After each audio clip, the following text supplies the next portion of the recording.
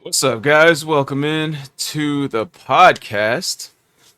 This is Great Nimbus Debates, the Dragon Ball Z podcast where we debate the vague and not so vague things in not basketball, Dragon Ball. All right, without further ado, let's get into the intro segment.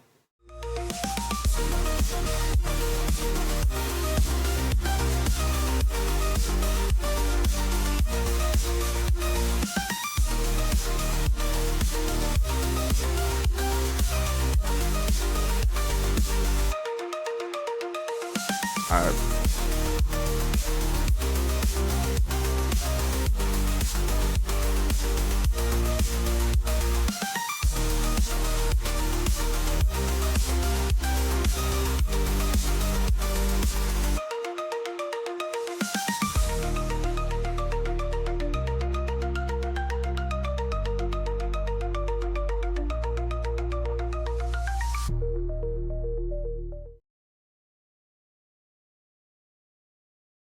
Dragon Ball intro song. All right, we're back, peeps. So, intros, name, links, announcements, and favorite Dragon Ball intro song. So I am SquallRush, gamer, podcast, anime enthusiast. I got some Pokemon TCG Pocket videos coming out. I'm bringing Genetic Apex Charizard back. He's a beast. He's better than ever. He's a monster. He's a counter to most of the metas nowadays.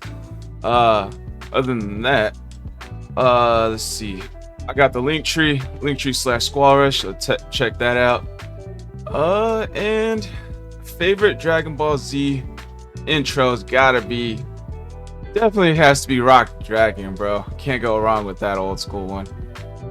Dragon, Rock Dragon, Dragon Ball Z. Ah! All right, go ahead. It's iconic. All right. Yep, exactly. Hunter, 7 Ninja, then Brockstrap. Alright, I'll be right back, sorry.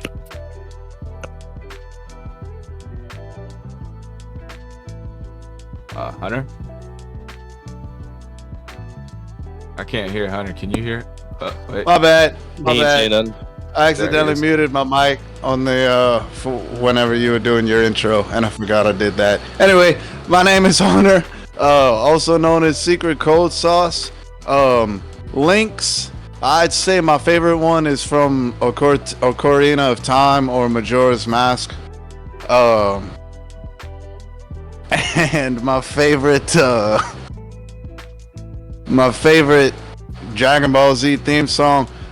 I know a lot of people are gonna say Rock the Dragon, and like it's pretty catchy and it's fun, but there's no theme song for Dragon Ball Z better than Chala, hey Chala, Udane kutu no saste kone, come on, hi, swash.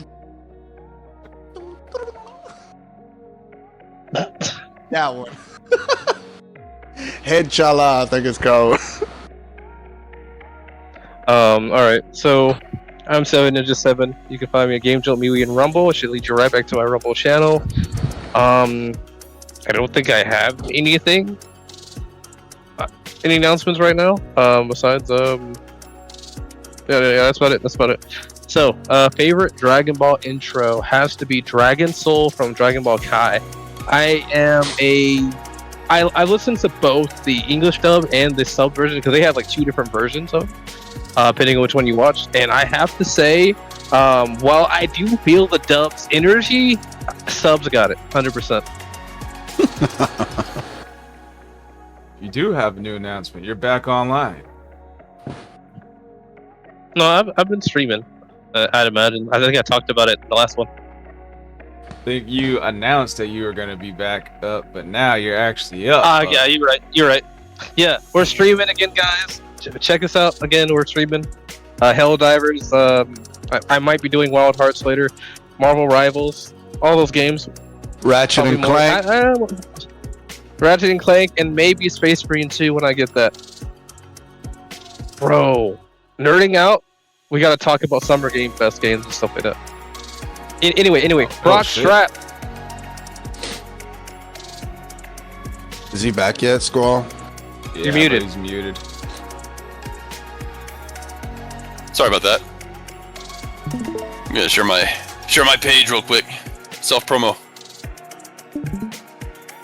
Rockstrap55, spelled just like that. Do a lot of Pokemon stuff just for fun. I'm going through Sun right now. We have a little bit of this Soul Link that Squall and I did. We had Diamond and Pearl. I did a little bit of Insurgents and some Ruby and Sapphire for our Soul Link again. So make sure to come check me out. Rockstrap55. I'm on obviously Rumble and YouTube, and do a little bit of stuff here and there on other platforms. So make sure to go check those out if you can. And yeah, my favorite. I will stop sharing now. I don't know, man. Maybe it's just because it's so current or not in recent memory, but the Jaka-Jan I liked a lot from the Daima theme song.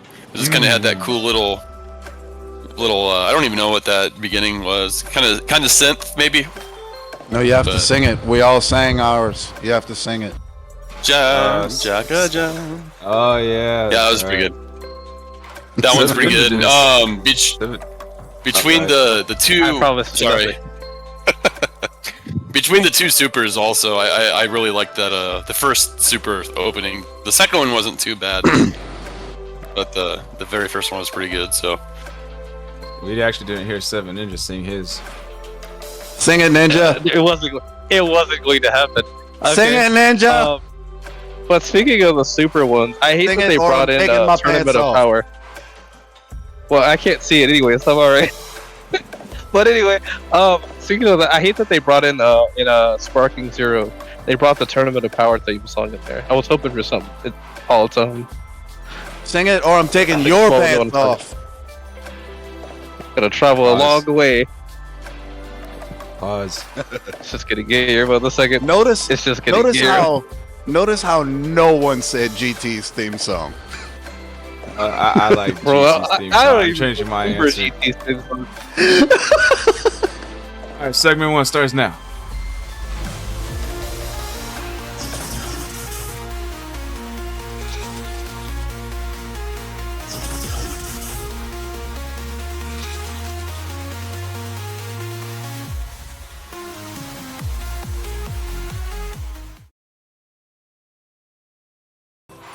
Alright. So, this one's my segment. Well respected if you're still there. Maybe you can throw in a topic for us to debate about later. But my topic is, which one is the best saga? And we're gonna debate our answers. Brockstrap, since you went last, you can go first. Best saga of DBZ. So Saiyan Saga, Frieza Saga, Cell Saga, and Buu Saga.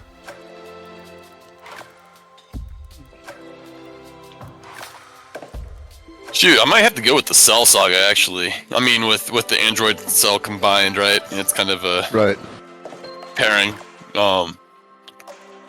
Just when we thought Goku kind of maxed out on his power, a new threat came along that was just as strong as the legendary Saiyan strength, right? So it was cool. It added Trunks to the time travel kind of theory to Dragon Ball, and just brought a lot of cool new characters as well, and a lot of growth for Vegeta happened during that time, and a lot of growth happened for Gohan during that time. And Piccolo, fused with Kami, it was kind of cool to see the two beings that were talked about for so long come back to being one entity again, and gaining power kind of equal to that of the Super Saiyans.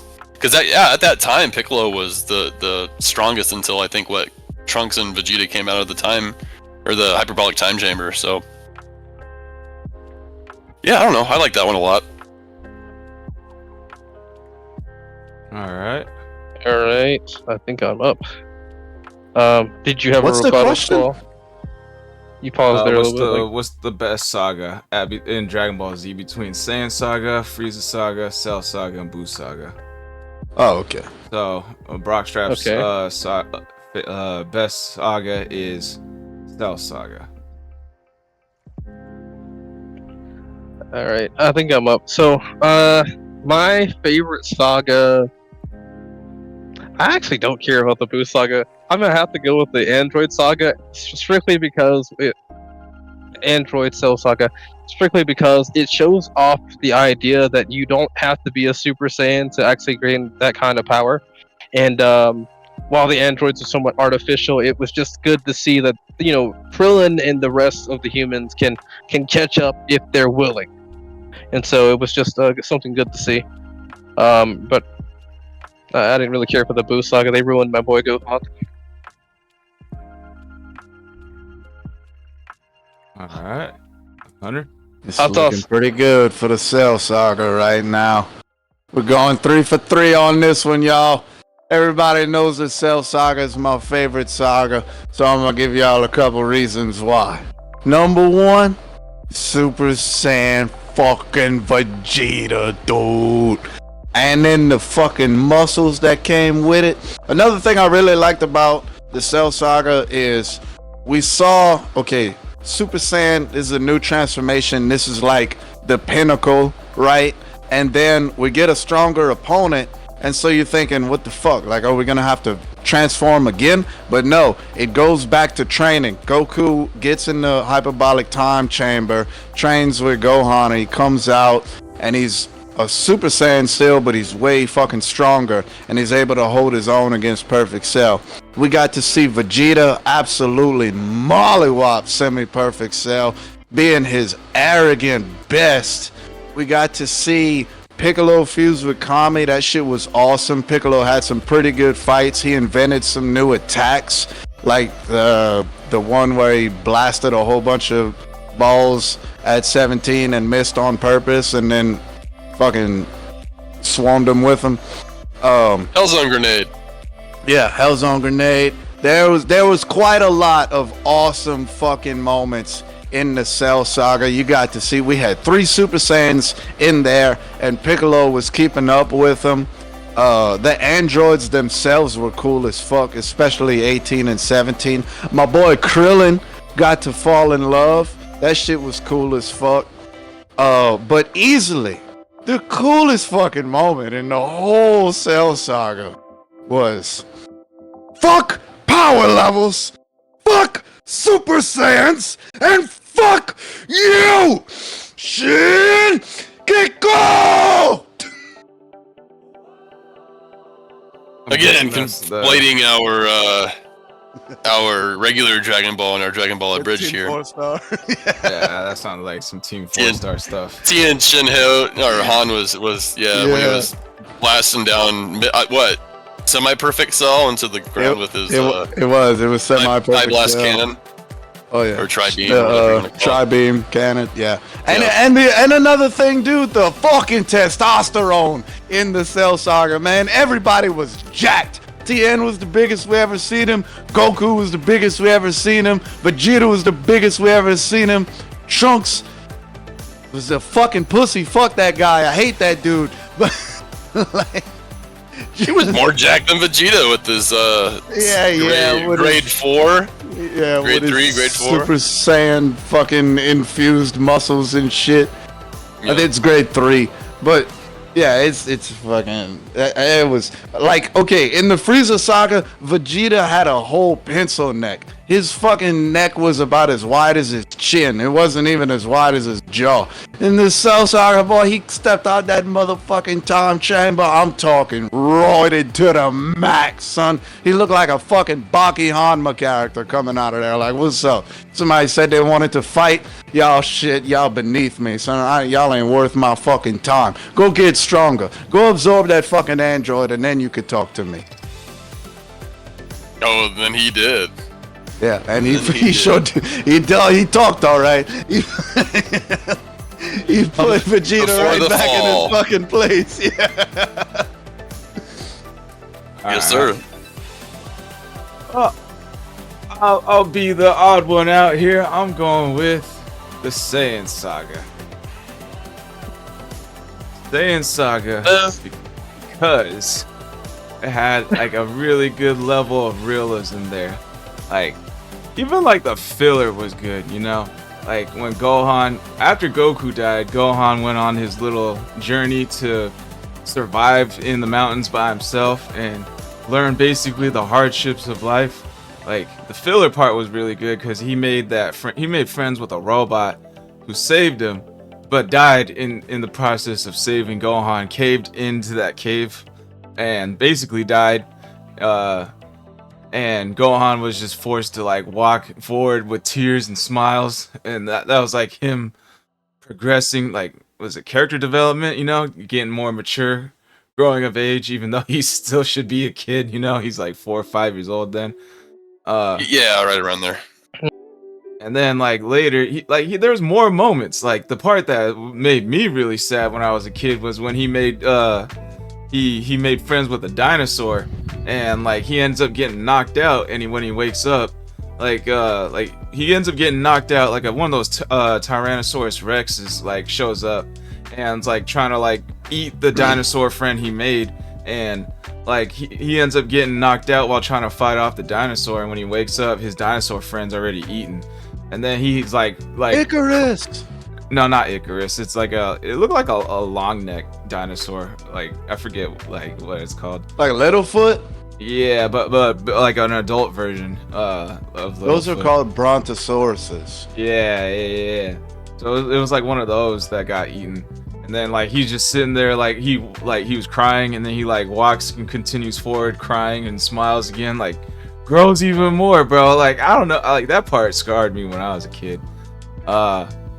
And then like there's even more than that in the Saiyan Saga. You know, you got Piccolo, Goku teaming up to fight Raditz. Goku dies for the first time.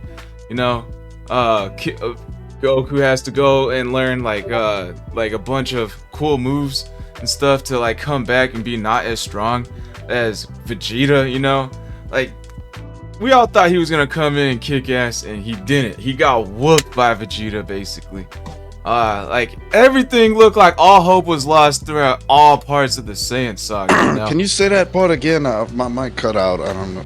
Yeah, I'll admit it. He got whooped by Vegeta. Goku got whooped by Vegeta there.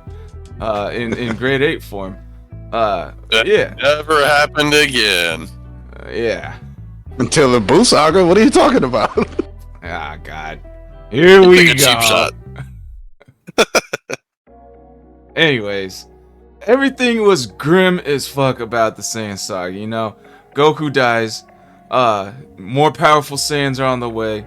Like, Gohan's little filler journey, like, even besides that, he, like, went and got hung out with, like, some orphans, and the orphans got taken away, and that part was hella sad. Like, and, like, Gohan couldn't do anything about it, because that one older teenager guy, he, like, basically just let them get taken away and took Gohan away. He's like, you got a family, go home to your mom, you know? And then like his mom, when he drove him to his mom, he's like, all right, your house should be like right around here somewhere, go. And then like when he left, he made it to his mom's house, and his mom was like, sensed that he was there, and then he was like, you know what, nah, I can't do this, I need to go train for the Saiyans. And then that part was really cool, because like his mom was like, wait, what the fuck? And then like he's no longer there, and then like when he runs back away into like the forest, Piccolo's there waiting for him. Like it was like a test from Piccolo. Piccolo could have just nabbed him again, but he wanted to see what Gohan's decision was. And then like so Gohan, when Piccolo was there, he's like, what's your mission? He was like, to stop the Saiyans. And then that's pretty much end of the episode. That shit was sick as fuck, bro. But it's just more than that, bro. It's like the level of realism, like, you know, all the humans died to Nappa. Nappa destroyed all of them with ease, you know? Well, except for Yamcha. Yamcha died to the Cybermen. Cybermen. You gotta fold it. A fucking plant. And then even Piccolo dies. That was the toughest part, bro. Because, like, Piccolo is the reason the Dragon Balls exist on this planet. You know, if he dies, it held a great deal of weight, you know, and so he does die. And it's not that he just dies; he sacrificed himself for Gohan, bro. That part was really sick because it showed a lot that part of character. didn't sit right with me. So it showed a lot of character development, not just Gohan in this whole area, but for Piccolo as well. So it's just a lot of weight, a lot of realism, and a lot of character development within this one saga. That's my argument. All right, what's up, Brock? So the only reason the Cyberman exploded was because that was the last ditch effort, right? So like in all seriousness, Yamcha did die to the self-destruct, but he was kicking ass, and that's why the explosion happened. Yeah, he He won. was the kicking fight. ass. He won the fight. He won the fight. That's why the Cyberman had to go blow up. That was the only thing the Cyberman could do, and it caught him off guard. How long did that got him with a fight Chaozu. last? Hmm? How long did that Well, fight Chaozu last? basically did the same thing To Nappa, but and it didn't but do Nappa was- anything.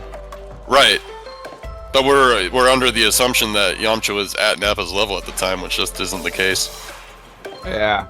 No, nobody was assuming Yamcha was at Nappa's level. I mean, like Chaozu versus Nappa, Chaozu can't hold a candle to Nappa, but a Cyberman versus Yamcha, it's a decent fight, but Yamcha's winning that fight. But You almost, why- you almost sparked another. Like I'm about to change my debate topic to who wins, Chaozu or Yamcha. but that's why the Cyberman kamikazing himself on Yamcha kills Yamcha, but Chaozu kamikazing himself on Nappa does not do nothing to Nappa.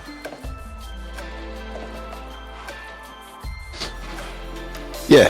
So, but it proves that a Cyberman has a higher power level than Yamcha, because his attack was able to kill Yamcha. I wouldn't say that. It'd be like That's what it means. It's simple math. it would be like Piccolo, like he's weaker than Raditz, but special beam cannon kills Raditz. Right. The combat level isn't necessarily, or the power level isn't who wins automatically by default. It's just strength, speed, all the A bomb's statistics a little bit together. different than a bullet. But a bomb's a little bit different than a bullet. Right. And we're looking at the power of a bomb killing Yamcha is a lot more different than I shot you with a bullet through your heart. Well, it's not about that, bro. It's just the fact that like he's trying to say that Cyberman is stronger than Yamcha, but it's not. It's just the move puts him, just that one move puts him over Yamcha's like power. So just the same way Piccolo's move puts him over Raditz. Mm-hmm. Well, but I think the point that Ninja was making is that you can inflict a wound that can kill you, but Yamcha's entire body was intact. There wasn't any limbs missing. There wasn't any real holes in his body. Concentrated power versus like just an explosion of it. Well, yeah, that's actually exactly what we're talking about. Like the special beam cannon put a hole through Raditz's chest, right? So Right. of course he's gonna die from it. But the explosion didn't actually hit any of Yamcha's vitals. It killed Yamcha. I mean, it would still be an expulsion of all the power that you have at the moment. Correct. So it took everything from a plant to kill Yamcha. I don't know any plants that could kill me. I mean, it's a bioengineered warrior plant. What do you like? That's I don't think a Venus flytrap is doing anything to that's cold not fair. Stars. I'm That's pretty not a- sure that's I'm not a stronger fair than comparison. Yamcha. I think I'm stronger than Yamcha. Potentially. It took everything from Piccolo and Goku to kill Raditz. How many Gokus have you beaten? How many Gokus has Yamcha- Yamcha beaten? Yamcha was the first one to beat Goku. What are you talking about? Oh, fucking He's Kid beaten Goku! I could take Kid Goku. I could just trick him. I think Kid He was Goku a took on moron. plenty of other martial artists that could have taken you on too. Yeah, but those other martial artists weren't smart enough to see how dumb Goku was. I could have talked to Goku into losing. Goku's dumb in every aspect outside of martial arts. Like, that's the one thing that he ever got actually. And I would have complimented on his exploited the shit out of that. You're His talking to the gaslighting king strategery. right here. best. Oh, whatever. Let's see. Right. The Android Saga is the most important saga because Lightning in that's a when bottle. The series went two ways: where Goku dies and where Goku lives. Are you talking about the Trunks separate timeline versus the one where he interfered? I have no idea what you're talking about, Brockstrap. I'm not gonna lie. I was reading in a well-respected chat. Yeah, no, that's what I'm talking about. He said, yeah, he's talking about the two different timelines, Trunks timeline, and then the one that didn't have, or the one where Trunks interfered. Oh, Trunks. Oh, I think you said Trump for some reason. Trump? Trump. Him and Elon just broke up Oh, that's for a different time. during Pride Month. That's for nerding out. Alright, so rebuttals. Why is the Android Saga better than the Androids? Saiyan Saga. Well, I mean, I guess I'll go first. I gave all my reasons why it's better. But also, I will say this about the Saiyan Saga. If you started on Dragon Ball, and then Dragon Ball Z came out for the first time, and like everyone else in the fucking late 90s, early 2000s, you had no idea what happened. Suddenly you found out that Goku was a goddamn alien, and Raditz was his brother. That shit was fucking bananas. So, I mean, the Saiyan Saga had some really cool fucking moments that really pivoted the story into what it is today. In fact, it set the tone for Dragon Ball Z and what it would become. So, without the Saiyan Saga playing out the way it did, the Cell Saga probably would have been fucking trash. In fact, the Cell Saga would have ended up winning with the androids winning, like in Trunks' timeline, if not for what we saw in the Saiyan Saga.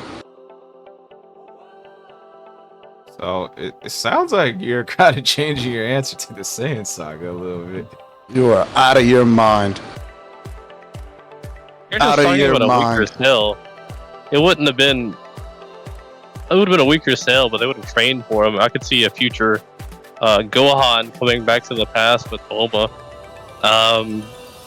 If we want to get into that, what if? I mean, Right. say that for later. Say that for later. I do like that the Saiyan Saga also kind of like introduced like Hiffle, right? And also the Snake Way and King Kai and some aspects of the other world was pretty cool to see. They have a Dragon Ball Z themed like theme park, and there's a Snake Way roller coaster that like circles the whole thing. I think awesome. It does. That's crazy. Was it in Dubai? I'm sure. Yeah, it's probably in one of those rich ass countries. But there's also other. They love Dragon Ball there.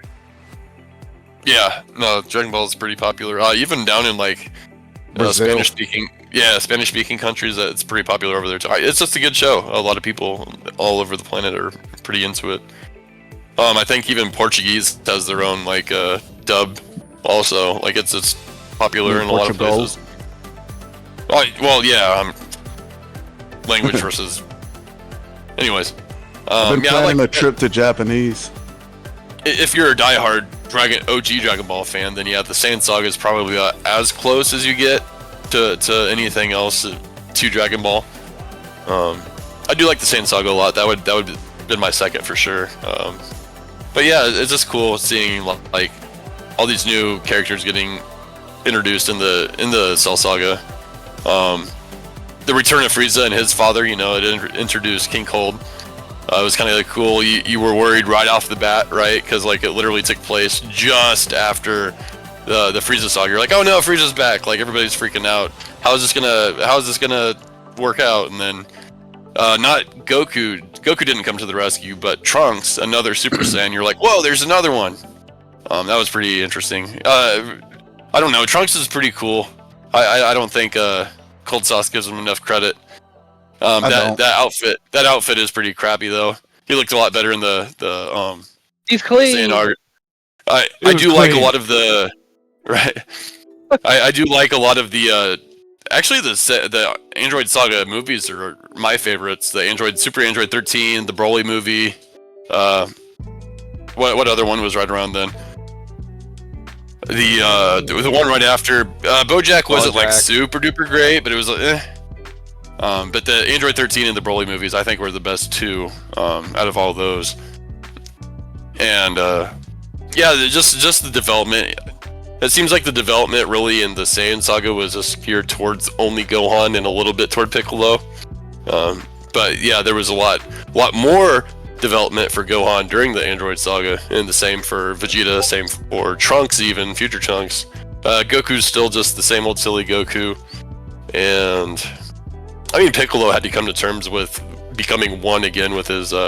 It seemed like there was more of a divine kind of aspect to him that time around.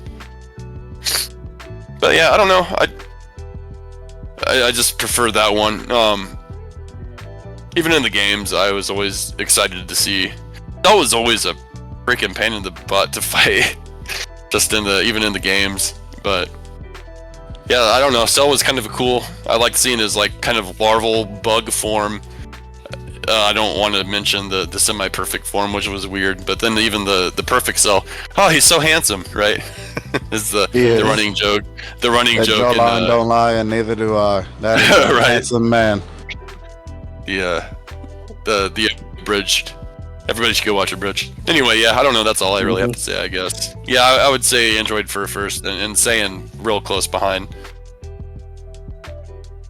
Alright, 7 Ninja, you got any rebuttals? Then Hunter, you Actually, no, okay. I mean it's Saiyan Saga's alright, but when I think about like how Cell is basically the Demon King, he's that guy at the end that everyone's getting ready, powering up and getting stronger to the fight.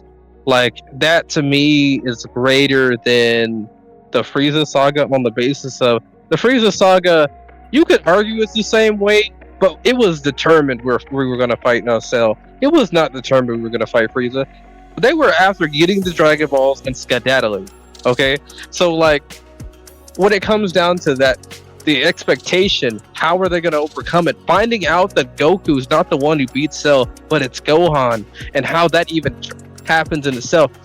They ruined my boy. But seeing him, seeing them, everyone, and it's not just again, let Goku finish the fight, let Goku win the battle. Everyone's preparing to win this battle, and you find out it's not just Goku who's there to finish it. And so I'd say, I feel like overall, like more and more characters being used, and you're just seeing like a more character development for everyone than you would have seen for Saiyan Saga. Alright, question. To character development to who in Cell Saga? We see more from Krillin. We end up finding out he wants to, Krillin, we see him dealing with the moral question of like, should he kill the androids? I'm not 100% sure how I feel about that one, but it's his own thing, because we could see him. He's not someone who's just dead set on just destroying anything. We're seeing more of him caring more for life, I'd say. Let's see, Gohan. I want to say Gohan, being a better fighter, being ready. But then we see him at the end during the Cell Saga, not during Cell Saga, but during the Cell fight. He doesn't want to kill him, but he want to fight him beforehand. Like he wanted to beforehand. He was ready to go. Piccolo's getting beat on. Let me go save him. And then for some reason he just changes up. I feel like Toriyama robbed him.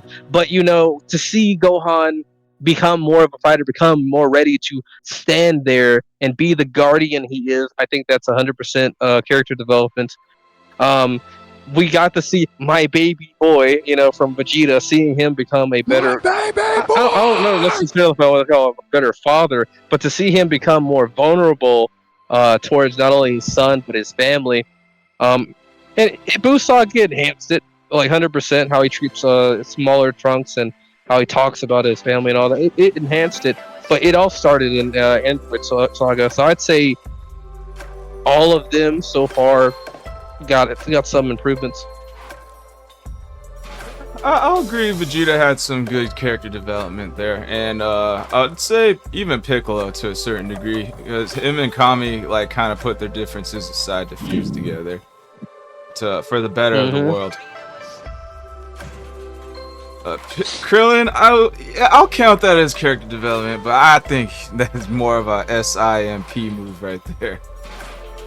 Go ahead, Hunter. What's your rebuttals? I don't know what you heard about Krillin, but a bitch can't get $1 out of him. No Cadillac, no perms, you can't. He ain't no motherfucking SIM.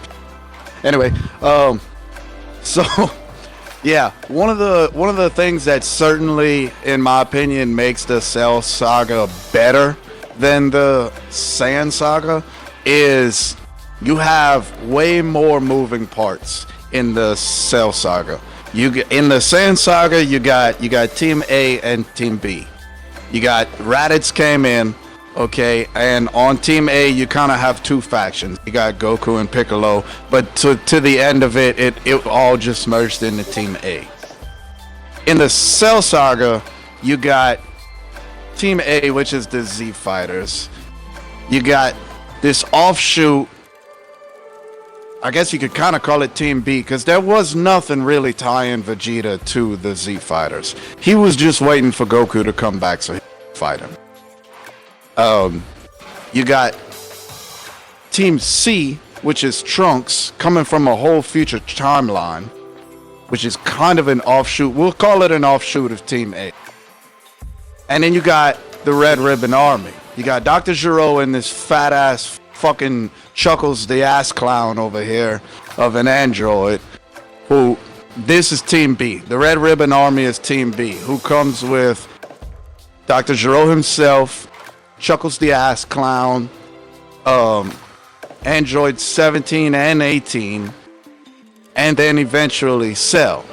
And Cell, you can't really call him an offshoot of the Red Ribbon Army team. I don't know if we're on Team C or D at this point, but because he's against that team as well. He's against the Red Ribbon Army. He's trying to absorb, he's trying to kill these motherfuckers. So everybody's against Cell, right? And then while everybody is against Cell, the dudes you were fighting is also fighting this guy, enemy of my enemy. Let's fucking fight alongside each other. Well, that don't work because this motherfucker is really that guy. He's really that strong. He's beaten both of us, all of us, every single fucking one of us. So to me, like I said, as far as writing goes, way more moving parts, way more things to keep you engaged, way more side storylines to keep you entertained and keep you asking and wanting to see how things play out versus Gohan was lost in the fucking desert and made friends with a dinosaur and then fucking went home for a snack and then went back to training.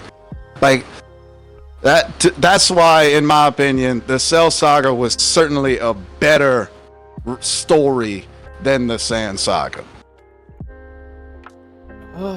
I wouldn't say that Cell was against 17 and 18. It was just his primary directive to get them absorbed to become perfect more than anything. They were against him because they wanted their own agency, but I think it was just ingrained into Cell to do that. They were perfect.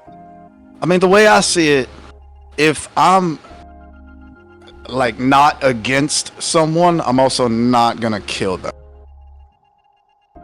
I mean, I Indifferent. agree. I agree with there's a lot more moving parts, but I wouldn't say it's a better story. Because it did feel random and chaotic at times. Like, okay, there's two androids. The Trunks coming in and explaining how the future's going down. I really like that part. That part was really good. Sometimes I even go back just to watch that part, you know? That's one of the only non-fighting episodes of Dragon Ball Z that was actually really good, you know? But in terms of like story, it just kind of felt like all over the place. And I don't think that's Toriyama's fault. It's like his editor's fault, you know, because he originally wanted 19 and 20 to be the main guys, bad guys, and that ended up getting scrapped because of his editor. And then he had to go and make two new androids, 17 and 18. And like, fun fact, even in the manga, like when Trunks is explaining the whole future like timeline to him, he actually references, yeah, two new androids are coming to kill you guys. It's 19 and 20. So it was supposed to be 19 and 20 till that idea got retconned. Right. Then he had to go in and hurry up and bring another one because his editor didn't really like 17 and 18. So, what's up, Fodub? Welcome in. So once his editor didn't like 17 and 18, he's like, fuck, dude. All right, I gotta go bring in Cell now. So he brought in Cell, and then like his editor even had a problem with Cell, so he had to hurry up and make Cell into perfect Cell to like finish the thing, you know? Like, so it just all felt like pretty fast and chaotic, which is not entirely a bad thing, you know? It's just you could feel he had to maneuver around like his annoying editor, just being like, nah, I don't like this, you know? But I do like the fact that Gohan took the stage, other than Goku. I do like the fact, I do like the fact that Future Trunks was in there. His backstory was really nice and good in there.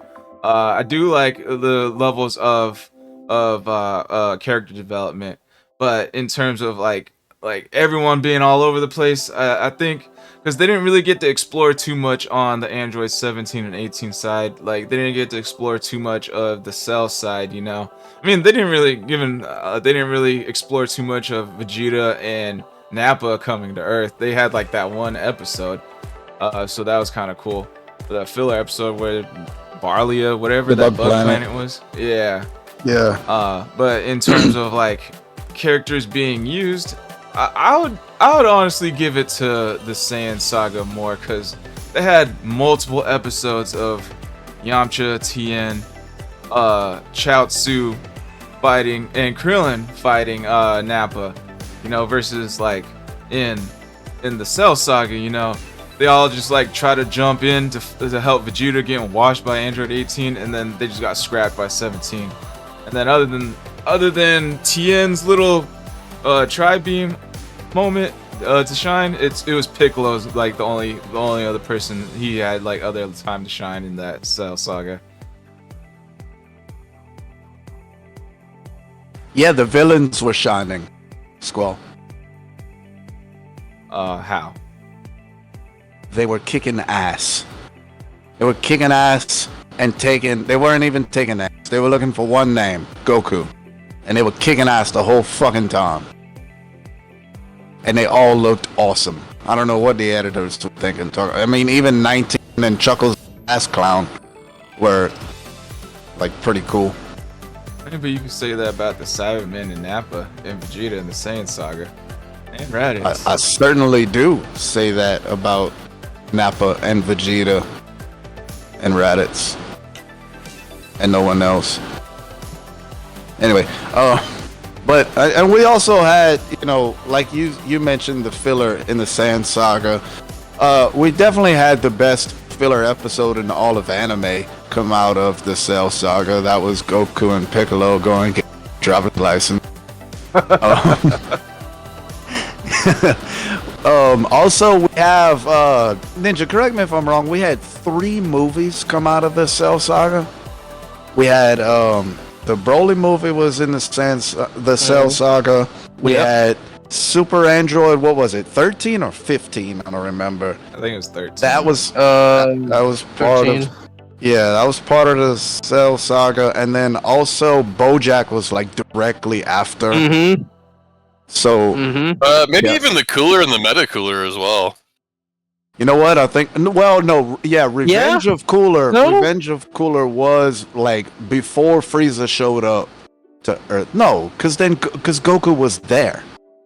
So it had to be. They're not specifically canon. So each of those movies has something different going on than what's happening. Right? No, they're not canon. Right. But yeah, Revenge of Cooler. Goku was there, but Goku was on Earth, so it was sometime within the Android Cell Saga. And then Metal Cooler, Gohan was still a kid in Metal Cooler, so it was before he even went into hyperbolic time check. Yeah. So 5 movies from that one saga. And I mean, look, Dragon Ball Z was way more popular at the time. It was like one of the biggest things in America whenever the Cell Saga was there. And so, yeah, of course you're going to get more content coming out of it. But it you know, as a fan, putting all the behind the scenes shit out of your perspective as a fan enjoying the show, there was a lot more to the show to enjoy in the Cell Saga than there was in the Sand Saga. It's kind of like trying to compare the Iron Man movie to Avengers movie, right? There's just way more that we get to enjoy. Well, see, when you say we get to enjoy, that feels subjective. Or what's the one where it's like opinionated? Biased? Subjective. Yeah, biased. Oh, subjective works too. Well, what other movies did we have during the Saiyan Saga anyway? We had World's Strongest, we had Thrillies, Right. we had The Dead Zone, Garlic Jr. Garlic. Yeah, we had I would consider Lord Slug. Well, Garlic I Jr. would was consider before Lord the Slug. Sand Saga because Goku was still using the power pole. Yep. That's basically And Saiyan Saga, 'cause and Gohan was in that outfit that he wore on episode 1 of Dragon Ball Z. He wasn't in the fucking outfit that he had in the Sand Saga. I Like think in it's that the Saiyan- long it's the yellow Saiyan outfit. I wouldn't even know what to call that outfit necessarily. I think it was It's Saiyan. Like a gown, kind of. Yeah. it's I don't wanna call no, it there's a down. name for it. It starts with a Q. Yeah. Ninja, you're a fucking ninja connoisseur. What's the name? It's like Kalpai Quapoi or something. I don't fucking know. Yeah, I know what you're talking about. No, he's not actually too He's far. wearing a gi? No. no. It's like You're it's like talking a about- dress. It's the kid Gohan with the red hat with the Dragon Ball on it. He's got Unisex. this yellow and That's not Green- a ninja outfit. What are you talking about? it's a Japanese fucking. It's like a robe kinda. Well, it's more like a Chinese than a Japanese. It is Chinese. Uh-huh. You're right. Yeah. Alright, so let me get this straight. Your guys' argument for why the Cell Saga is better than the Saiyan Saga is because the Cell Saga have more movies now? No. My argument for why it's better is that if I was forced into a position to watch another Dragon Ball Saga over again, and I get to choose between the two, I'm choosing the Cell Saga. Okay. So, in terms of enjoyable, if we're going with that, I would argue the Saiyan Saga is less enjoyable because everyone dies and like it scars you. But in terms of story, it makes sense and it's really good writing. Like it makes a whole lot of weight within everyone's fighting the Saiyans, even though they knew they couldn't win. Like that much more better. Well, and that goes back to what I was saying about how the Sand Saga really set the tone for what Dragon Ball Z is gonna be. Because in Dragon Ball, you had all these adventures and you had bad guys and fought bad guys, and you know they had some cool fights, some clever moves and everything. But in Dragon Ball Z, Sand Saga, we started fighting these bad guys and people were dying quickly. These were real bad guys right here. These fuckers ain't playing around. Versus it, like I said, in Dragon Ball, you had more. Everything was like adventure, fun, and shit. You know. I think we had like there was one like very significant death in Dragon Ball, and that was Krillin. Any other death in Dragon Ball was just like you really don't even much remember it. But in Dragon Ball Z, people are dying so fucking quick because these bad guys are fucking ruthless that you don't even get to remember most of the deaths because of how many deaths are there. Oh, by the way, it's called a Chang shop. Chang Chun? And I guarantee you it's Yeah. not spelled however you would think. CHENGXIAN. It's CH weird looking A with a. It's got a weird like line on top of it. ENG, not ENG, NG. So it's Changjiang. CHANG SHAN. SHAN. Chang Shan. Weird looking A. Weird I looking know A on Chang both Shan. I met him at fucking. No, I'm playing. On outfit. sides. Yeah, it's to be an outfit for boys. I'm gonna go get Well, me a Chang you come Shan. Well, Yeah, I kind of see it. that's pretty much my argument, guys. Isn't it Chi-Chi's outfit, but just the boys version? It Yeah. would be the same thing. That's Yeah. exactly what it is. No, that's exactly what it is. That's pretty I much mean, my that's- argument, guys. More realism, more character development, better storytelling. I'll give you guys, Goku was not the one to shine in the Cell Saga, but they gave other characters more time to shine in the Saiyan Saga. But they're like dimmed pretty quickly, though. I will say that. Well, a lot more characters had time to shine. Goku definitely did shine, though. I mean, the Cell Saga was when I finally started coming around to liking Goku. When he came out of that hyperbolic time chamber and he was talking smack to Vegeta, I was like, okay, run your mouth, son. See what you got. And he went. Hypersonic Lion Tamer. And then he goes up against Perfect Cell and he's Super Saiyan just like Vegeta is, but I mean he really we saw what Perfect Cell did to Vegeta, and then Goku's up in there and he's throwing punches. In fact, he knocked half his goddamn body off with Warp Kamehameha. So Goku certainly shined as well. But yeah, I mean it's my favorite. It's always been my favorite. You got a lot of Super Saiyans. You got a badass Piccolo. You got a ton of character development all across the board. But yeah, chat. Let us know in the comments which saga is better. Yep. And for everyone watching in the future, let us know which one's the best arc and why. And make sure to leave a like. For the YouTube and Rumble side. Alright. So I think we pretty much hit an impasse here. Unless anyone else has any other rebuttals, I think we can move on to the next segment. Last chance for anyone to say their piece. We'll start with Brockstrap. I think I'm still going to go with my original assessment. Best again here is pretty subjective. It's just what you like and what aspects hit you more. As an OG Dragon Ball fan, I definitely see where Squall's coming from. But if we're leading into something new and complexities and just more, you could almost think of it as more value added. Definitely going to go with some of the Cell Saga stuff. So it's not that I found Saiyan Saga lacking necessarily, but they're two different kind of stories. And I guess I just enjoyed listening to the Saiyan, or I'm sorry, the Android Cell Saga story more. Alright, Ninja. Cell Saga. I really enjoyed seeing Gohan become something more cool. It was good to see.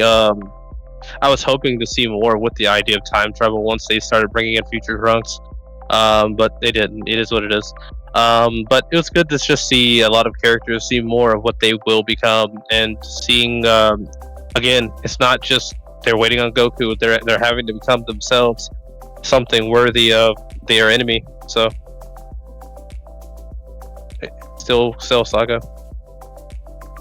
Alright. Goku's a bad dad. Anyway, go ahead, Cold Falcon's Sauce. a transformation. So I'm just gonna take exactly what Brockstrap just said. I couldn't have said it better myself. For all those reasons, the Cell Saga for me. Also, the only thing I would actually change in the Cell Saga is I would have had Perfect Cell kill Gohan. I don't even understand why Perfect Cell was holding back at all. His only real target was Goku. So it really just makes sense that he would have snapped Gohan's neck and then put Goku back in. He's got Vegeta in him, we know that. Yeah, it was the Saiyan cells. No, it's I wanted Vegeta cell. Wanted him to fight someone strong to test his power. Yeah, no, that's So, true. G2G? G2G Gaming, what's up, yo? Alright. Segment. I'm gonna have to go give a look. Segment 2. What was it? There was one thing Well Respected said that made me think of a good topic. I've got a topic. Oh yeah, we can go with the panel's topics, and then we'll move. Then we'll go to the chat's topics. All right, segment 2 starts now.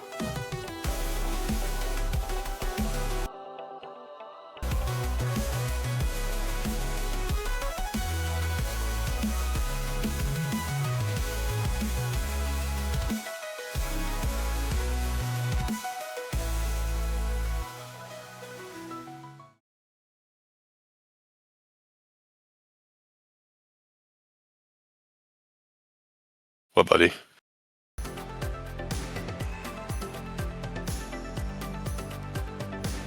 Oh, I remember what Well Respected topic is. This one was inspired by Well Respected. So we'll go with his topic first, real quick. Basically, which character deserves the most more time to shine? And it could be even from movies. Like he said, Tapion should have gotten more love, in his opinion. That was a pretty good one. I almost would have been like crapping my pants if they brought Hirudegarn back in the Daima series, because Hirudegarn was also a Majin similar to Boo and those guys. It would have been pretty neat. I liked it. I agree and disagree. The part that makes me disagree is that Tapion, while he's a character and all, and certainly very different from anything we've seen, he's also just them putting Link from Legend of Zelda in Dragon Ball. That's actually what he said, and we all know that it's Link. Everybody only says Link because of the ocarina and the sword. The ocarina is like a pretty common Japanese like musical instrument, right? And I mean, who doesn't love a good sword? Like, and his facial structure and his pointy that's what she ears. said. Oh, whatever. Link didn't have a mohawk. So He didn't have the same kind of clothing. There was as many similarities you can pull. I can pull as many like freaking differences. So we don't have to say he's a 1-to-1 clone. So Tapion's a demon because of the pointy ears. Oh yeah, I mean by Daima logic. Yeah. So maybe we'll get a Tapion return in the next Dragon Ball Super movie. Down for that, dude. Actually, I would so be down for that. I would also be down for them to finally make that movie in English, because I had to watch some shitty dubbed, abridged, weird version by some dude who did all the voices himself. So pretty sure they have that out now. You can Skill issue. I think that's Skill on issue. Crunchyroll, isn't it? If you have Crunchyroll, I wouldn't be surprised if it's on there. I'll look for Dragon Ball Z movies. Alright, Seven Ninja. Who's your guy? It is, and always will be. I wanted to see more of Hit. I feel like no matter how I look at it, every time Hit was in any fight, he was always limited to being someone who can't kill inside of the tournament. And what'd you say, Brock? Sorry, it is on Crunchyroll. The Wrath of the Dragon. Gotcha. Anyway. But I've always felt like, Hit's always been limited by the fact that he can't kill in these tournaments, and so I would like to see Hit's what is Hit's full power like, and explore what that could actually look like. I doubt he's always fighting like lower scale enemies, so I would like to see what does Hit look like against a really strong enemy he's actually trying to kill that doesn't have Goku's plot armor. Wasn't Hit like the gods were scared of Hit when he was introduced? I know they're scared of. I think they're scared of Jiren. Yeah. And maybe Topo. I don't know about Hit. I mean, Hit's well known. I could argue that he's well known, but I don't know if you would say Beerus or somebody who's scared of him. Oh man. By himself at one point almost took Jiren out of the Universal tournament. He's up there. His fighting style is different, but he's on par. Yeah, I'm a big Hit fan as well. I really killing was allowed. Hit might have put Jiren out. His head is weird shaped. Let's go. Yeah, He's got there. He's got a headbutt. He's a purple helmet warrior. Don't let that slide. We're not gonna see you past that. Well, what was that? What was that? Yeah, it's the Great Nimbus debates, Squall. I don't know if he would have been able to kill Jiren, yo. Like, Not ill. Well, they were both constrained. Yeah. I put it to you like this: the amount of time that it took Jiren to break out of the fucking time skip shit, Hit could have killed him in that fucking. Yeah. Jiren wasn't going full power though. He didn't have that red aura when he was fighting Hit. No, but I mean, if you kill Goku before he goes super, then Goku's still dead. Well, Hit's also able to evolve as well because he evolved within that Goku fight. So to say that the same thing couldn't happen with Jiren as well. I don't know. Goku ended up beating Hit later when he hired Hit to kill him himself. No, he didn't. Yeah, he did. He did. Hit. Yeah, he did. He threw that energy. He threw the energy up in the air, and then it had to come back down and resurrect them because Hit killed him. Yeah, he came back and fought him again after that and won. Okay, but if he died, Squall. No, that's not possible. You can't. He died. He lost that fight. It was over. And Yeah, he the came back for contract round 2 was and won. fulfilled. He came back and won. I don't remember that. No, Squall's being a faithful servant of the Gokuism. Pull it up, Jimmy. You guys Pull it are up. nuts, bro. I don't pull it up. I don't disbelieve you. I think you are remembering something I may not have remembered. I'm just saying I don't remember that. All I remember was the energy being thrown, his life energy being thrown up and coming back. Because everybody was like, "Ah, Goku's dead," right? Like that was the whole. Everybody was sad about it, but then like he came back. Yeah. And then they fought again after that, and he won. He beat Hit's time skip through overpowering it, but he got killed beforehand, so therefore he lost. Squall, if he came back, he lost that time, but he came back and won. Okay, but you're trying to say that means that Hit didn't beat Goku. Hit killed Goku. He won. That is a win. That is a victory. Period. Contract was fulfilled. Yeah. And Goku came back and won, so he won too. So it's All right, 1-1. Yeah, pretty much. I mean, but wait a minute. Goku did not kill Hit. No, Goku didn't kill Hit. Goku did not kill it. That didn't happen. It's really 2.5 to 1 favoring Hit. No, it's 2-1 favoring Hit, but Goku's not trying to kill Hit. He doesn't want to kill Hit. He wants to keep fighting him. He beat him in a fight, so that's his win, his victory.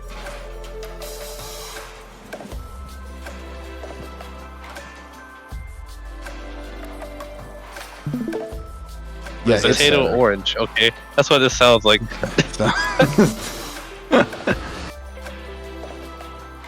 What was the question? What character do we want to see more of? Yeah. This one's only specifically talking about the tournament fight.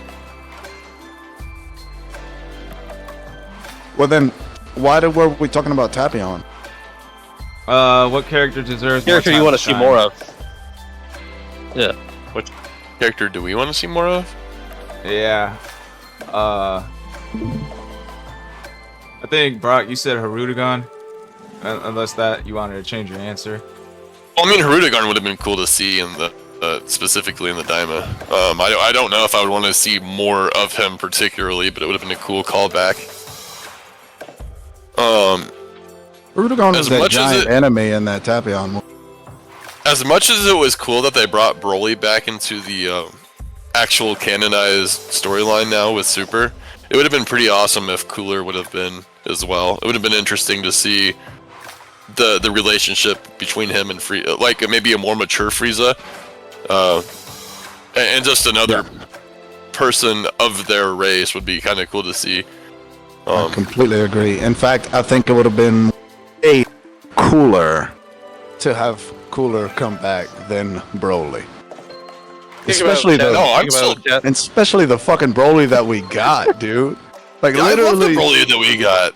I don't. Z Broly was just so much cooler, bro. What did they call him in your abridged movie? He's just a giant fucking baby. He's a literal giant fucking baby. So kind of like what you're being right now. I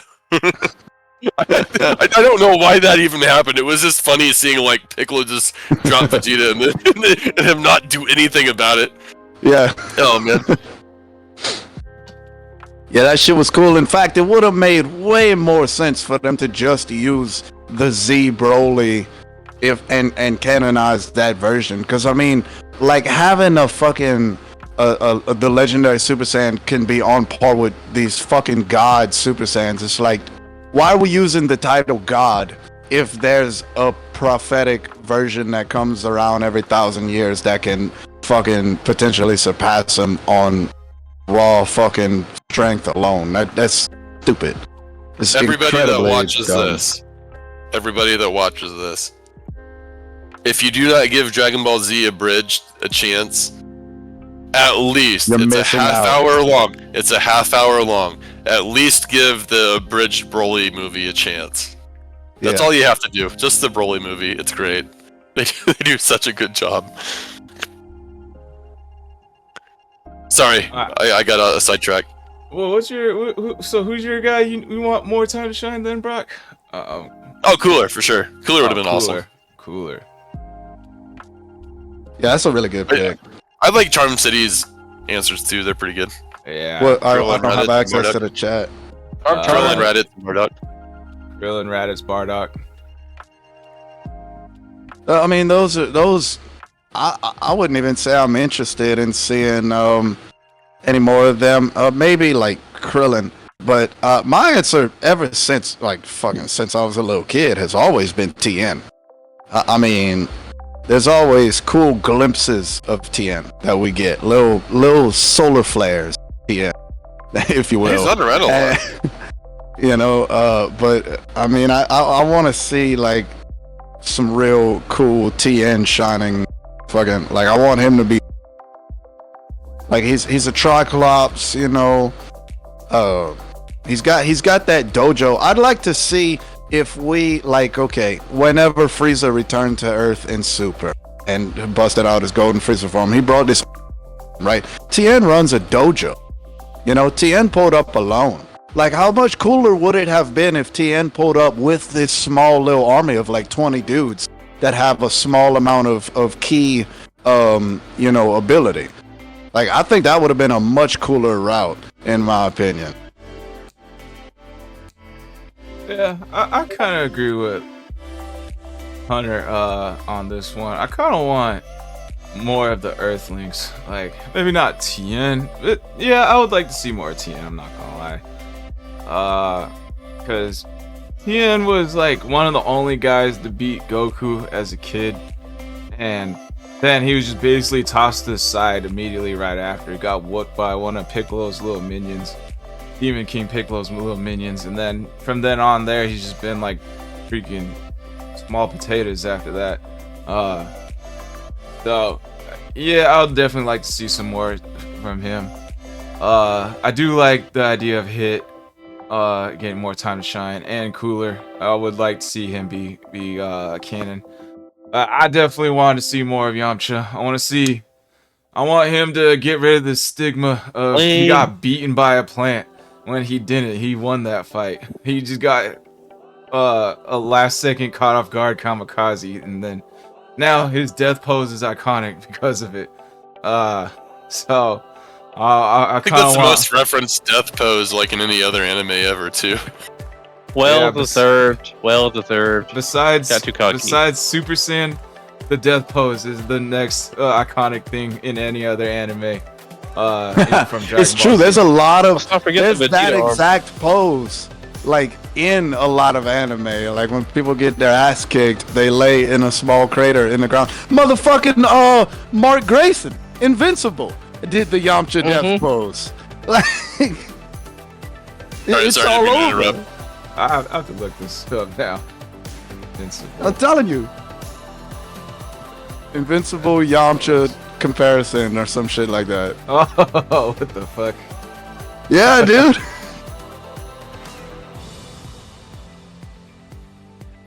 Yeah, even his kid brother did it. Yep.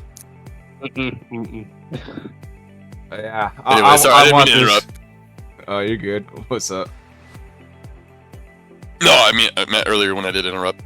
Oh, yeah. So I want the stigma of him to disappear. Of him being beaten by a plant. We need a little bit more time for him to shine. Sure, he's not as useless.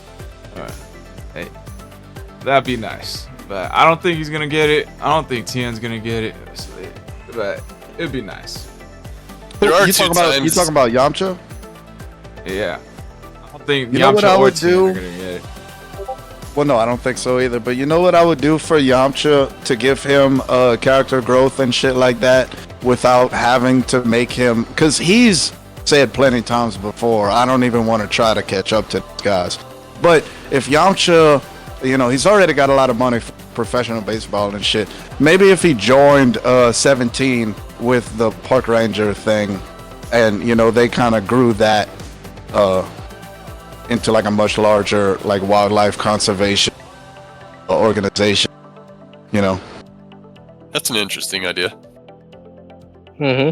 Actually, well respected. We still wouldn't see him. We still wouldn't see him. Yeah, well, we didn't see 17.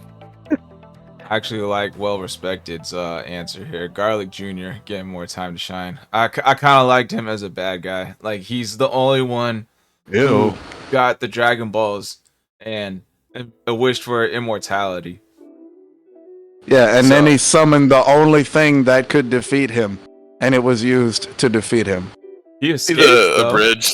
the first time or one time. So He Abridged summoned the is- dead zone. abridged is already shortened, right? By definition, abridged is to shorten something.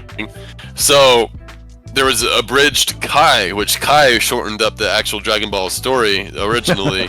So you have abridged Kai, which is basically like all their jokes that they made in a whole entire saga, like crammed into one In like 1 3-minute minute. video. It's Yeah. funny. It's they're all super hilarious. But I think they did what Kai abridged 3.5, which was basically just the whole Garlic Jr. Yeah. Garlic Jr. movie. And there's one Yeah, moment with Garlic Jr. that's oh man. You had Mr. Anyway. Popo. Somebody I don't remember who like came to the lookout, but he was like, "What's up?" And Popo was like, "I just finished eating Italian." He's like, "What do you mean?" "'Cause there was nothing but garlic." Charm there's- Seek there's a says, moment. A story of the first World Crickets. Martial Arts Tournament. That'd be kind of cool. Yeah, that'd be I mean that's The way first before tournament? Goku and them got on the scene though, right? Yeah, I mean, That'd be all wouldn't that be original human exploring fighters. Master Roshi's past? Oh, I mean, yeah, that would assuming be a Master cool- Roshi took part in it. That'd be a cool offshoot to Yeah, see I a think- young Master Roshi. I think Master Roshi. Well, they already like, have- How old? They already have some backstory with Master Roshi and then even the Crane Hermit when they were younger Right. too, under Well, and Maito. that's kind of what I was saying. Like we could have like a little 8-episode like a mini series, kind of like Daima was, because you have characters that we know that would fit into that timeline. Like you said, the Master of the Crane School. I think maybe General Tao might have been part of that age group as well. Maybe even Alright, Dr. so- Giro could have been in there. So Master Herm City Roshi said is over Oh, sorry, go 300 years. Master Roshi is over 300 years old, and I believe the tournaments happen like what every 5 years, 3 to 5. I think like years? the 17th or something. Goku's first. 17th. It was like a weird number. Which tournament? Okay, so was Goku Goku's a part of first. the first time?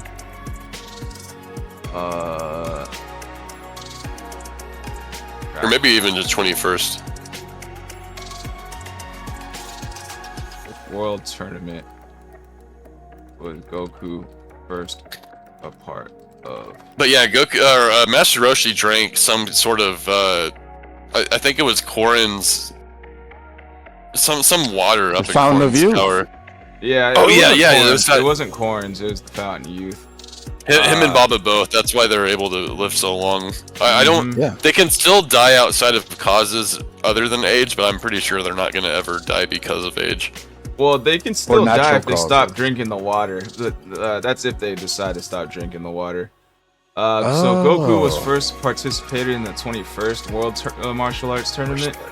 So basically, if it's within every like 3 to 5 years, on the long end, It would have been 105 years before that was the first. yeah, Roshi tournament. would have still been old as hell. He would have been like Yeah. 290 something 200. maybe.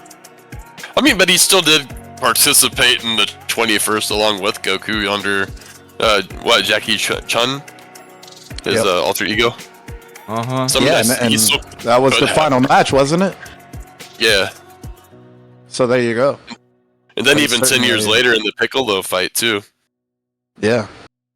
So it would be cool to No, see not- more of not that Master one. Roshi and his One before. backstory. It was, in fact, Ask yourself if this: if we why was to hasn't do a Master mini, Roshi asked for youth yet? Wait, what? Ask yourself this: why has Master Roshi never wished for his youth back? I have a possible answer. Bulma will wish for 5 more inches in cheek stiffness, but Master Roshi has never thought he's a pervert now. He's never I know- thought to himself, I "I have want an to wish for my answer. youth back." I have an answer.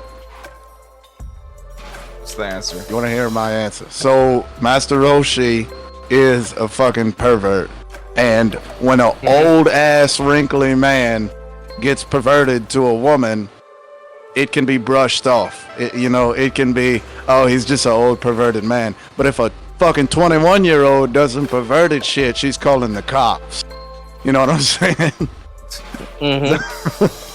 I mean, back in that time, it was more okay to be that perverted, you know? Like the show Hajime no Ippo, like that was like early 2000s. That show was pretty perverted, and like it was all good.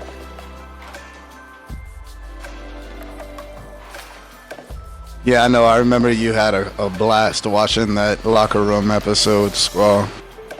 That show was fucking funny as fuck, bro. Yeah, funny. Japanese Yeah, shows. funny. Mm-hmm. Funny. Real sus. Alright, so I can final hear you answers. flip your head too. I did too. I did. When I can hear said it.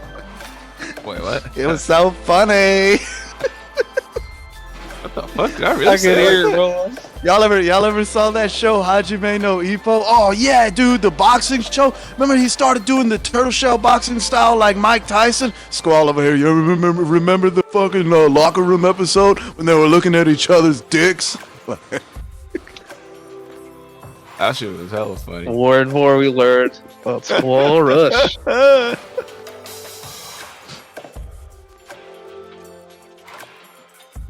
Alright, so final answers. Who you picking and why? Staying on business or are we changing answers?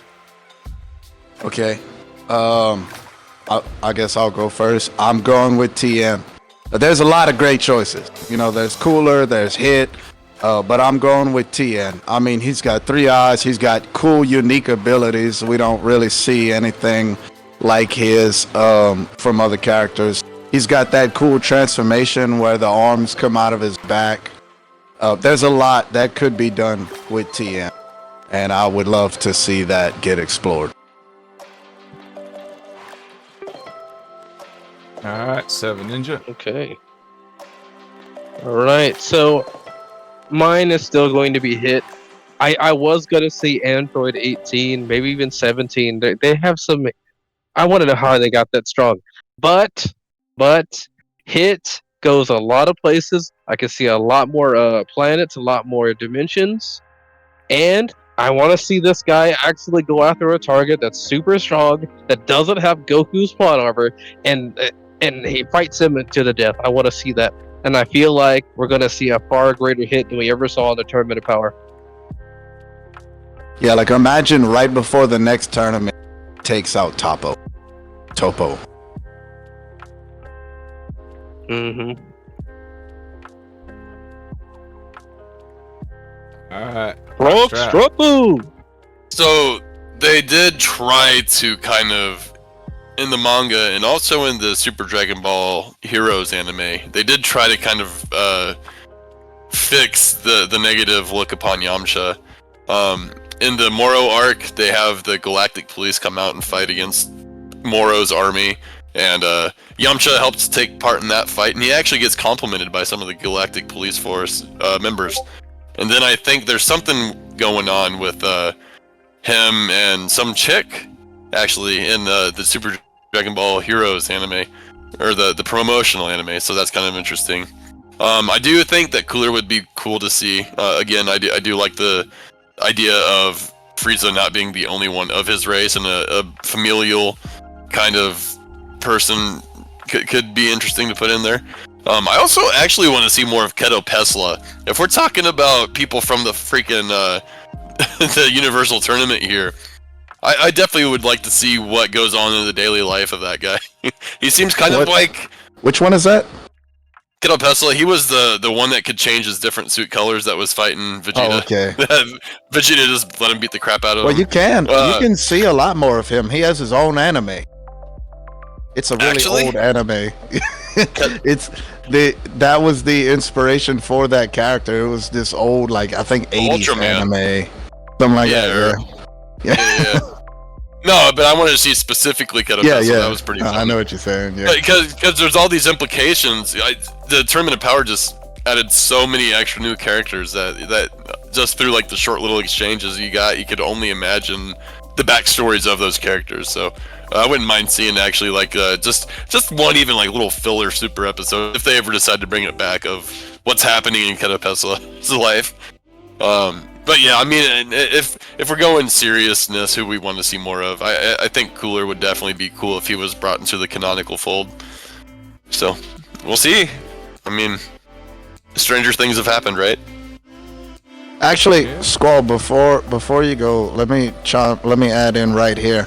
I would love to see more exploration on that the Saiyans from the other universe, like Kaba and all them. Because I would love, how funny would it be for Vegeta to go there like he promised and, start like meeting all the Saiyans and everything and find Universe 6 Vegeta and he's just the same as Tarble from that movie. They're like just a little weakling, like, but it's Vegeta in the other universe. Then Well, how do we tell? Actually strong. His younger brother's the strong one ahead of them. There actually is Vegeta in the other universe. His name is Kaba. Oh no, that's not Vegeta. Don't be silly. Just because he You uses saw gun. Kaba do the exact same pose, fighting pose. You saw him do the exact same Gallic cannon or Gallic gun. He was doing all the Vegeta things from Saiyan Saga. He didn't have the widow's peak. He didn't have the pointy hair. He didn't. I mean, they all kind of have pointy hair. All right, stuff. You mean he didn't have the widow's peak? I just think seeing the other Saiyans, more in general, would also be cool. Yeah, Kakume, we definitely need to watch. Stuff Central actually brought up a topic. What saga would you suggest to a beginner of anime or DBZ in Dragon Ball? What do you guys think? Well, They have to start at Saiyan Saga. You gotta start at the Saiyan Saga. In Z? You have to. Yeah.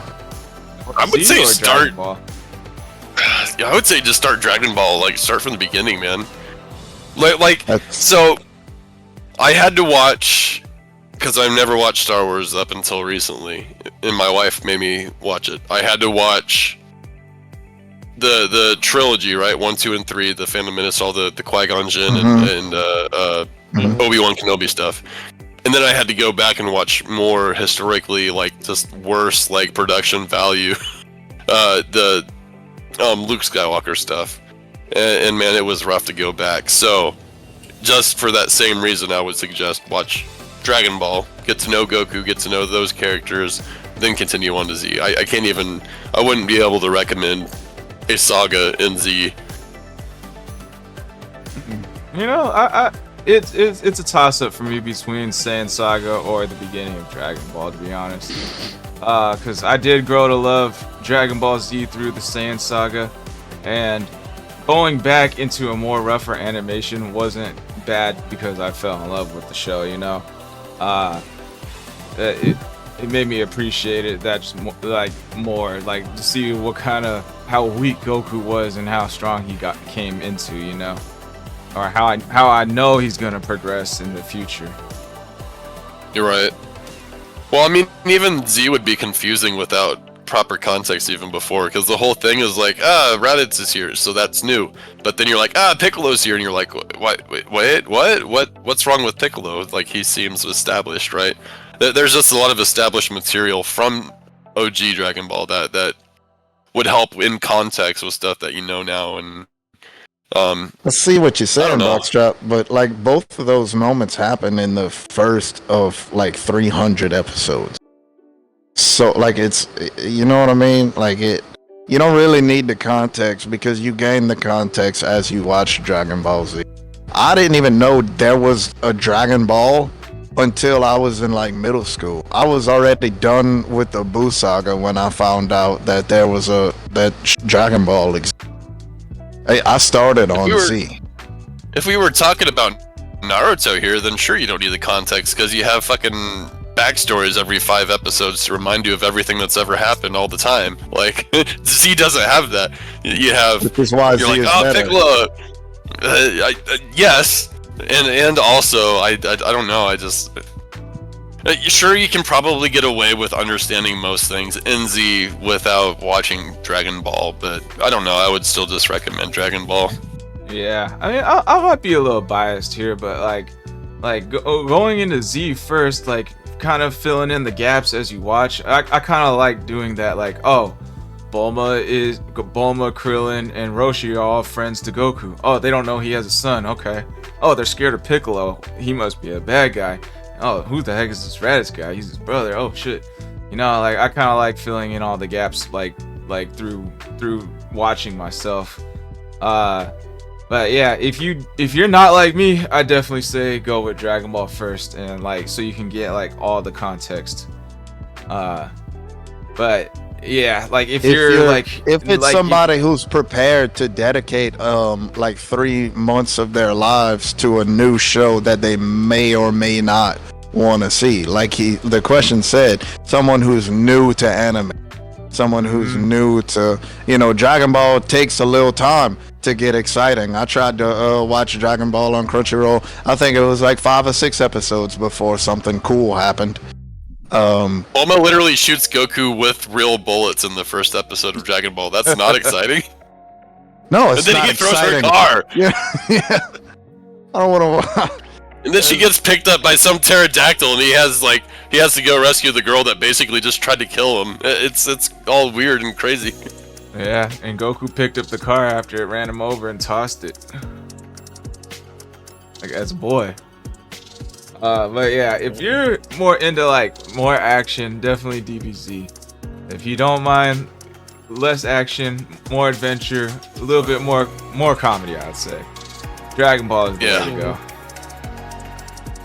There is more toilet humor in Dragon Ball, definitely. So be ready to actually probably not watch it with your kids around necessarily. Yeah, I was about to say, if you want to watch an 11-year-old boy run around naked for fucking 30 episodes, you can watch Dragon Ball. A handful of times, but then he's trying to figure out the world because he's been isolated by himself basically for what 3 or 4 years in the wilderness of Mount Paozu. So like he doesn't know what girls are. He and he kind of learns what girls are through hands-on methods, if that makes any sense. Literally. So I mean, okay, sure, maybe Dragon Ball Z, Saiyan Saga Dragon Ball Z is probably the first thing to show. The better run, yeah. I concede. I'm actually gonna change my official answer for if you've never seen anything Dragon Ball Z, none of that, and you're like, hey, I'm open to it. Show me something that is gonna give me a good feel on how I should start it and whether or not I'm gonna like the show. I would recommend the World's Strongest Movie. That's a quick cool. little one movie, and it would just and it shows exactly what you should be expecting from Dragon Ball Z. Yeah. Except for spoilers, though. Like you know, there's the Kaioken, the Spirit Bomb, Piccolo, Gohan's anger. Yeah, I They mean, don't even know what that means. wouldn't really call They that wouldn't know what that spoilers because all of that shit goes out the window after like the second arc of Dragon Ball. So, I mean, you're They not wouldn't know even what that means. halfway. So like, if they're watching Right. it the first time, that's when it starts mattering. Because you're like, oh wait, I saw this before, so that's why this matters. Is when Yeah. it would happen. It would make it more cool. Alright. Well, I think now's a good time to switch on over to segment 3, your guys' topics. It's been 20 years, motherfuckers know what a spirit bomb is. Yeah. Actually, yeah, everyone should know what a spirit bomb is at this point. Even people who don't watch Dragon Ball should know what it is.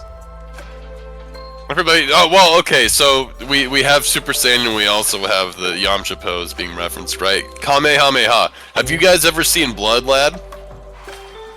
I think I know where you're going with this. I Or saw a clip. Gintama? Or even Gintama? Uses- There's I've seen one I Gintama. can't remember. I've recently broke the seen break. it. They broke the I've break. recently seen one where they actually do the full, because Blood Lad actually gets interrupted before he can pull it off, but it looks like he's Yep. starting.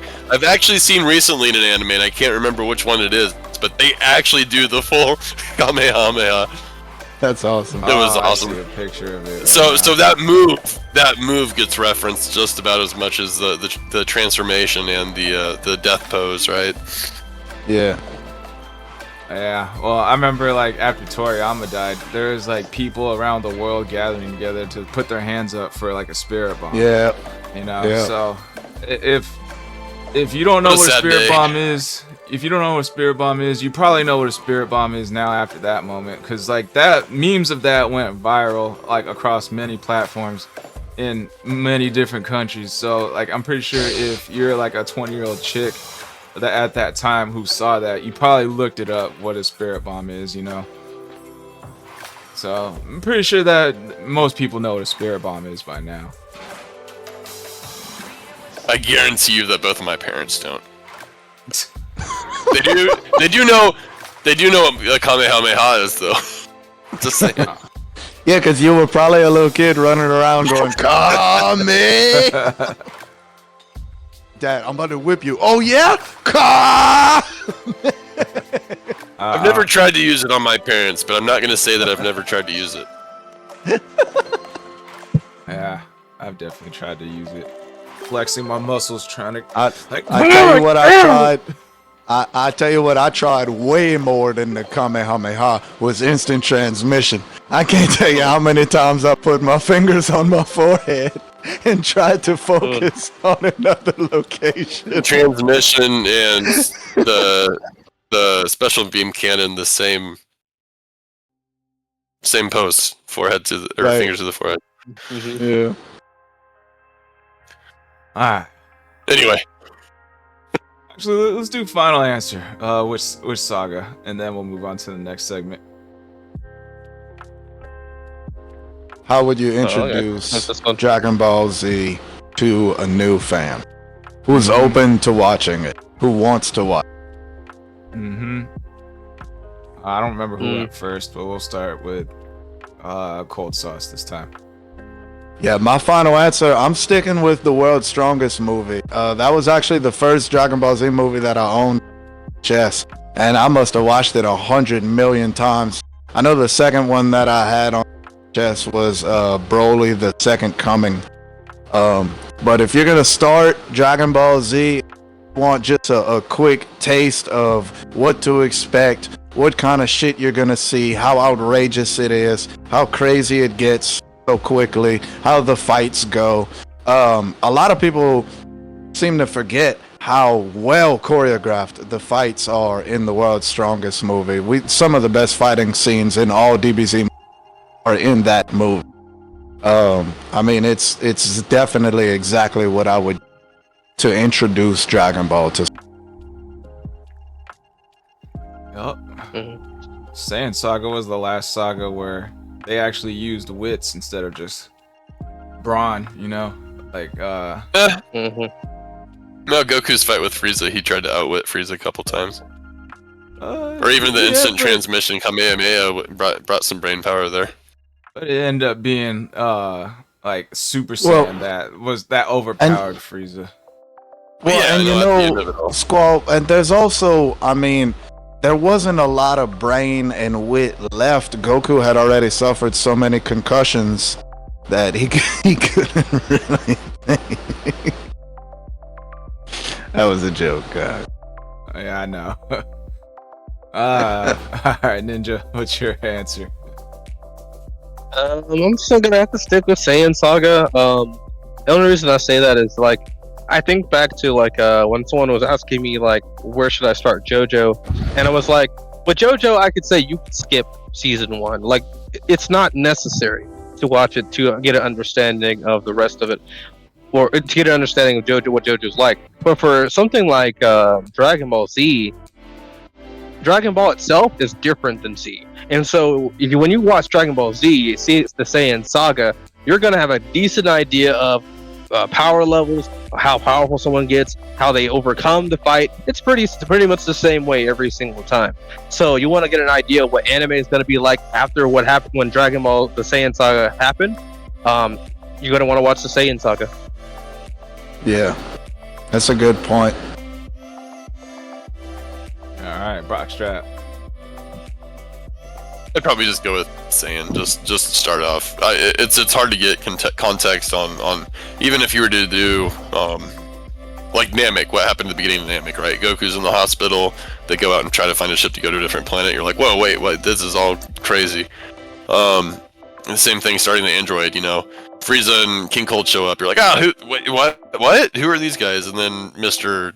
Awesome Guy Trunks comes out of nowhere and is like, oh, well, that was weird and taken care of quickly. What? So just contextually, if you were to start in Buu Saga, maybe you could, with Gohan and Goten and a little story building there, maybe that one you could start off as a standalone.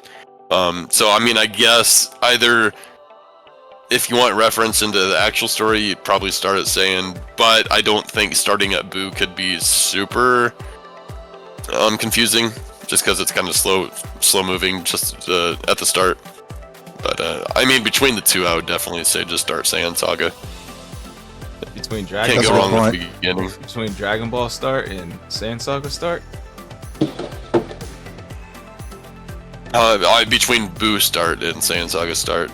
Buu start could be kind of its own standalone, I think. So you're changing your answer from Dragon Ball to Saiyan Saga? Well, I mean, if we're picking only Dragon Ball Z, then yeah, probably Saiyan. Now I don't see all of it because Charm City said Dragon Ball Season 1. He was actually on the same boat as you. Yeah, I did see Stuff say something earlier about like it's all Dragon Ball, or DBZ is that anime too. I guess I don't know what that anime means or what he's referencing. But if he's I think he's saying it's the GOAT. Yeah, Gotcha. I think he was responding to something we were saying earlier, but yeah, I mean, if we're talking DBZ, if we're referencing only that, I'm saying Dragon Ball as a whole. So, between Dragon Ball and Saiyan Saga, which one you picking? I'm gonna be able to start from the beginning, then I'm gonna start from the beginning. Alright. Which would be OG Dragon Ball. Me personally, I think I would start with Saiyan Saga, but I don't think you can go wrong either way with Dragon Ball, the original start, or Dragon Ball Z Saiyan Saga. Like, if you're a person who likes like fighting and action, Saiyan Saga, you gotta start with that. If you want all the context, the funniness, comedy, and all that adventure and stuff, Dragon Ball, that's the one. Alright. Wait. I gotta change my answer. Dragon Ball Bridge. I'm starting him off with that. Oh, God, Oh yeah, bro. that's actually the best Oh, one. He's not even lying. No. Does start rough. That's does start literally rough. the best one. There's nothing I think that a Dragon Ball, OG Dragon Ball fan could say that somebody who has watched a bridge couldn't pick up and actually have a conversation on. I literally think that there's not enough left out of a bridge for somebody to be confused about anything. There's not all the pork and meat and everything on it, but if we're talking bare bones, they're gonna be like, oh yeah, Vegeta did this, that was crazy, and you're like, yeah, it was crazy. It'll be in different context. But I don't think that there's any conversation we could have that somebody who's only watched a bridge couldn't have some input on. Yeah, that's a really good point. Alright. Were you gonna expand on that, Hunter, or we go on segment 3? No, we're going to segment 3. Alright, segment 3 starts now.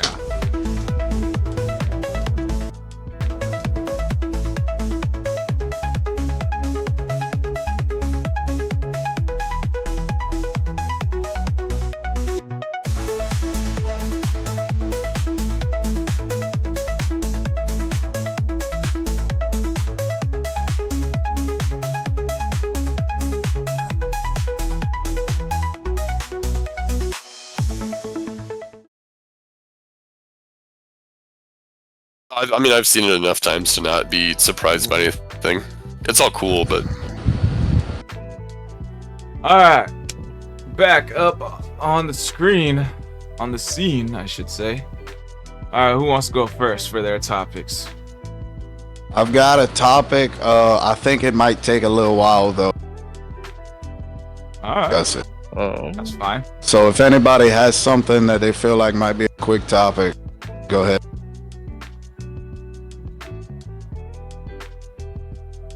Anyone? I don't know, man.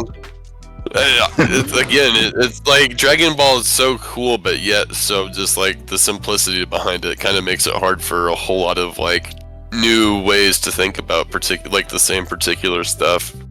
Yeah. So, Ninja. Are yours up? All right, we're gonna Thinking about start that with what if. mine.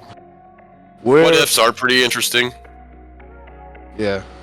So, this topic is gonna come with some kind of special rules for how we can debate it. All right. A few episodes ago, maybe a handful of episodes ago by now, we discussed, is Goku a bad dad?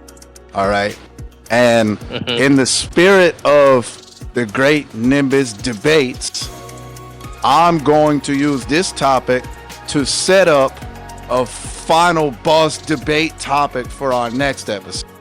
So this topic is Vegeta a bad dad?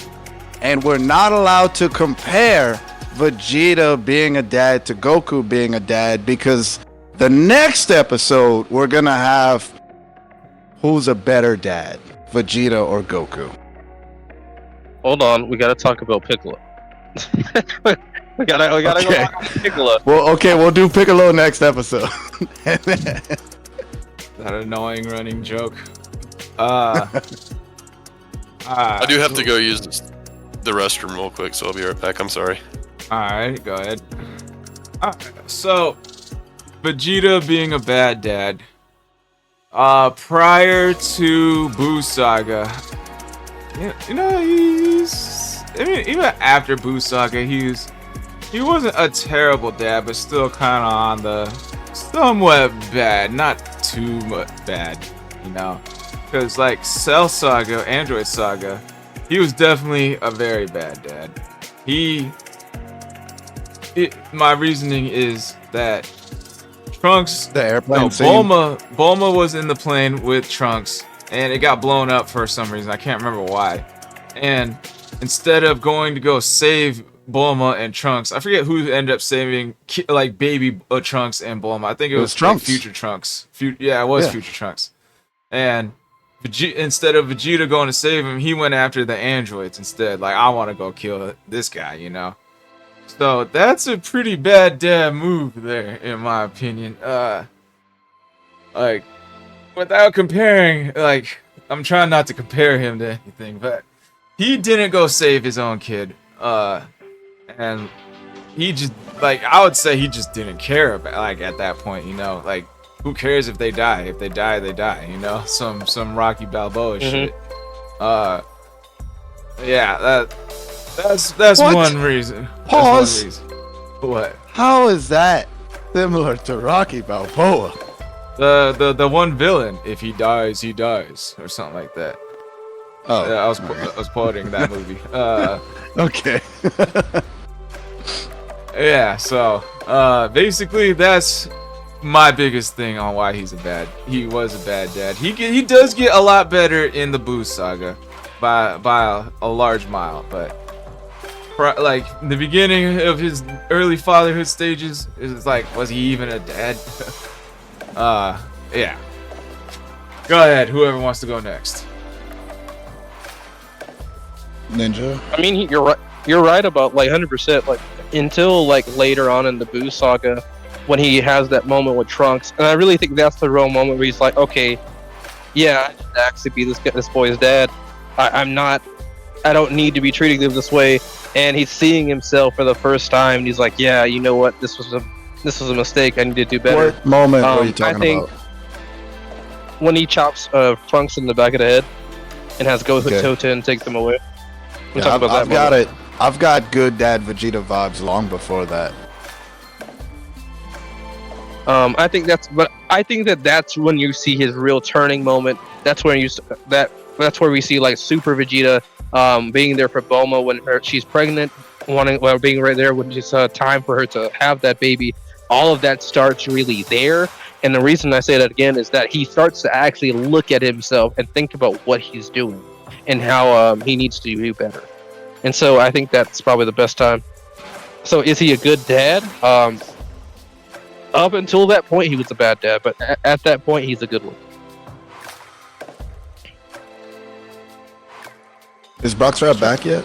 Yeah. Yeah, Brock, There was a reference a moment even in the Broly movie that I was talking about earlier from a bridge to where he took off into the rocket ship with the other Saiyans, right, to go back to the new planet Vegeta, and Trunks was running off. He's like, "Don't worry, Mom, I'll bring him back." And then she was all like, "It's not like he's here anyway," or whatever, like referencing all the time that he just doesn't spend with either her and or baby Trunks, right?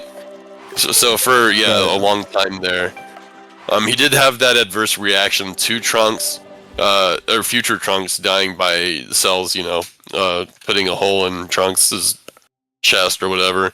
That could be because just think about how weird that was for Vegeta. All of a sudden, my teenage grown baby that I've had no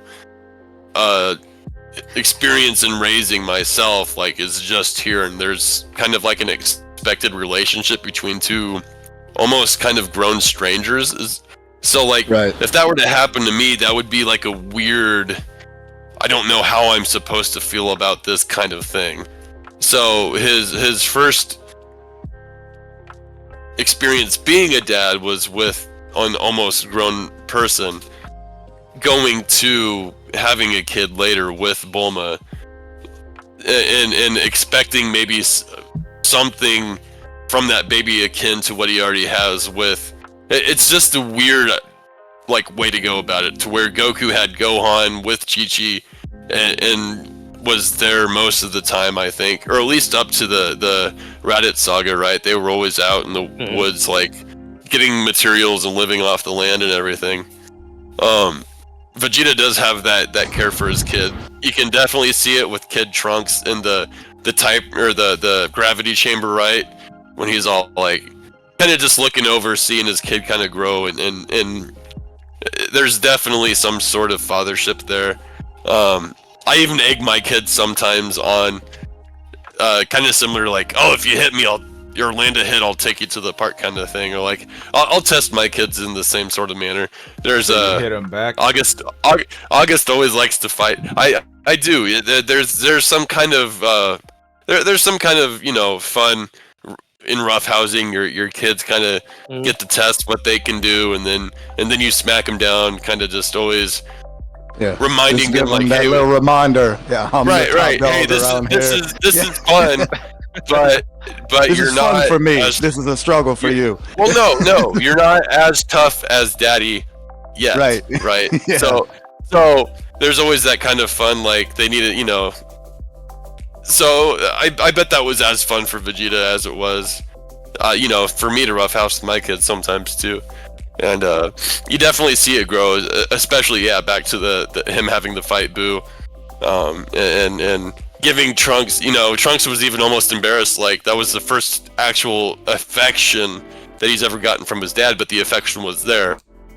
And there's something about giving too much affection to where at some point they might not appreciate it as much if you give it to them all of the time it's expected. So I'm not saying the opposite extreme is good either, to where you don't give it at all ever until, you know, and then when they need it, it's just not there for him. But yeah, that was, I think, a good moment. And yeah, I mean, what he did especially was for Bulma and for his son, right? Trying to take out this big monster that could, even after the letting the mark take hold and kind of even trying to. He didn't let Babidi. He just kind of let it happen more for the power, right, than anything else. He never really, I think, was mind controlled. But yeah, even in that state to where he was a little more aggressive, he still had that family value instilled in him. So, now if he as good of a dad as Goku or whatever, it's hard. It's hard to really. It's like an apples to orange. Well, that's a different. Okay. Yeah, we're not That's going next into that episode. part. Yeah. All right. It's next episode. Next episode after next episode. So okay. The defining answer here is he a good dad or a bad dad, or like? Yes. Yeah, and I mean, let's just not count Super, because of kind of unanimous that he's a great dad in Super. I would say Unless you want to argue that. I would say he's got work to do. I would say he's In got Super? work to do. No, in Z, there was a lot of good moments, but being a good parent isn't all about good moments. It has to be a consistent. And I think he was, from the moments they've showed in the Boo saga, I think he was pretty consistent. Now, also, Trunks was there to see his dad blow a hole through the stadium and kill people, so, like, I'm not going to say that's necessarily a good thing either. Yeah, I'm kind of with Himley as him right here. He's an okay dad. I'm not going to say he's a bad one necessarily. He's there, right? He's there. He shows up. I think Hunter, you wanted a rebuttal or like ask us something to lead somewhere else, but so I'll let you take the floor here. So I mean, we all know like who Vegeta is at his core, like nearly emotionless, and that has a lot to do with being a pure-blooded Saiyan. But we see, like Squall said, in the airplane scene where Bulma and baby Trunks almost died and Vegeta fucking let it happen. Terrible dad. Not even can't call that person. I mean, that's your son. That's your flesh and blood. In a plane crash, dying. But into the Boo saga, the first time I noticed Vegeta being a good dad was the training scene. in the gravity chamber, he didn't have to let Trunks in there while he was training. Vegeta is notorious for training alone, and he wasn't necessarily training with Trunks, but he allowed Trunks in there, which automatically holds Vegeta back from doing whatever he could be doing in this chamber. He can't go all out because he might hurt his fucking son or even kill him. And I mean, so just having him there, that's literally Vegeta making a sacrifice for his son's benefit. His son wants to hang out with his dad. Vegeta sacrifices something he wants to give in to his son's wants, right? So that was the first moment for me when I see he's being a good dad. And then during that moment, we see Trunks, well, I guess I'll just go super. And he gains Vegeta's respect. He sees the power and potential in his son. This fucking dude's 8 years old. He pulls out a goddamn Super Saiyan transfer. And so he I want to reward you with, let's do a little, see if you can land a punch on me. And if you can, I'll bring you to the park. That's Vegeta automatically showing interest in his son. Not just, for me, letting him in that chamber and letting him around him while he was training is affection in its own way. And so that to me was, when you consider who Vegeta is, when you consider Vegeta's perspective on life, that is definitely Vegeta being a good dad. It's not like Bulma. It's not like Goku. Shit, we can't even compare it. Oh, compare it. Yeah, what are you doing? What are you doing? We can't compare. We can't compare. Yeah, no, we can't. We're gonna save that for after Piccolo. But yeah. So Vegeta.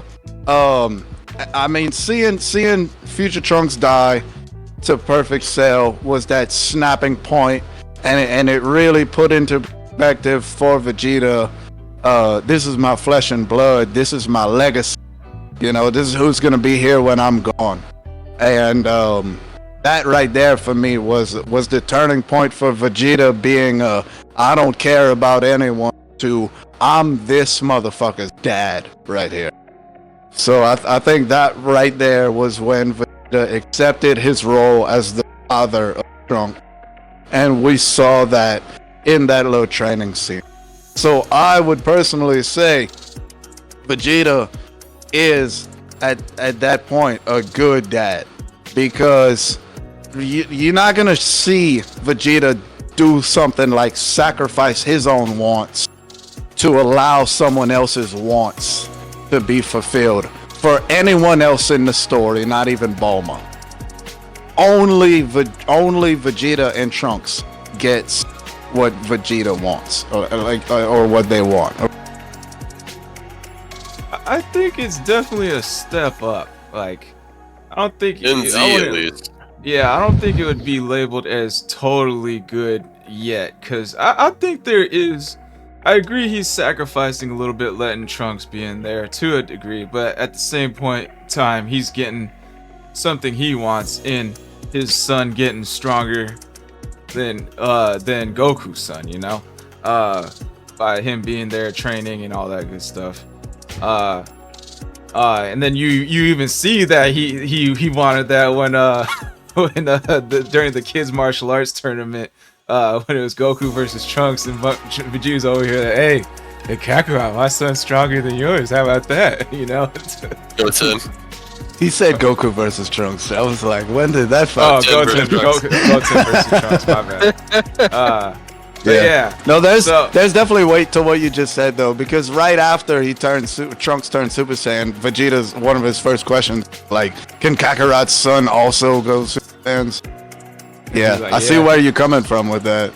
And then he was like, all right, we got to get you stronger. We got to make sure you don't lose to him.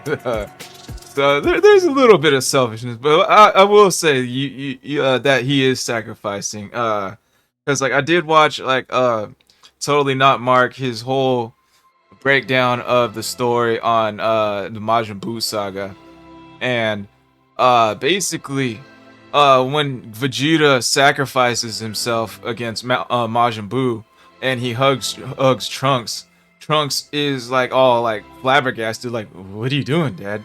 But basically, he broke it down to this is Vegeta's first hug ever to Trunks. So like Probably his first hug ever. yeah. So it's a Well, just from his step dad, up. anyway. It's a, Oh, it's you a mean step up. I'd imagine there was some probably hugging going on in order to make Trunks, right? I would argue no. If Don't you ever could've been say that doggy. he? Don't you ever? Don't you say that Vegeta would not give up his own, sacrifice anything for Bulma either? We all saw Daima. We know that there Yeah, was but that was still what Vegeta You can't wanted. say that was Vegeta it. wanted to take that bath. It wasn't about Bulma wanting to take the Vegeta bath. had to give up what he want. He had to prioritize his wants, I guess. But the only reason exactly. he had to prioritize was only because Bulma gave him that choice. There was still a sacrifice. There was a choice made. Just But like it there was a choice between just like there was a something choice Vegeta made to wanted let and Trunks something in the Vegeta gravity wanted chamber. more. It had nothing to do with what Bulma wanted. so, I had everything to do with what Bulma won. I will say, Goku, Vegeta in Super, great dad. He's a huge step up. You know, like, I mean, like when Goku was recruiting people for the Tournament of Power, I don't think Vegeta knew that the world, like the universe, was on the line. If He didn't. Yeah, so he didn't know, but he was opting out. Like he actually sacrificed going to fight in the tournament in something he would love to be in, to be there with Bulma. That's a good parenting move, in my opinion. Like, that's a great parenting move, you know. But I would actually argue if he knew the universe was on the line, he would actually go. But for whatever reason, the writing said to Goku to keep it a secret for whatever reason. I would have told everybody, get everyone motivated for to go real. fight in this thing. Hey, Just we're saying. probably gonna die. Like, I can't say it. I can't say it now. I have to wait. Damn it. Alright, Seven Ninja, we haven't heard from you. Any things you wanted to add in? Anywhere? Well, like I said, when it comes to that spot in Boo, and he's like, it's his turning point. This is the moment when you can really say he's reflected on himself. He knows what he's done is wrong, and he's like, you know what? I need to do better. So that point is where we see the one from Diamond. It's where we see the one from Super. It's from that moment. It can't be from any other point, because of the simple fact is, like you said, Vegeta would have let Trunks and Bulma die in that ship. It was guaranteed. Any point before the Boo saga, we really can't say he would have really went after them. Spending a little time with this child inside the gravity room, I will give Cold Sauce his point on there. I understand where he's coming from, but I'd argue that it's still not. It's one of those situations like how his father probably raised him. He sees his son doing stuff in the background, and he's minding his business.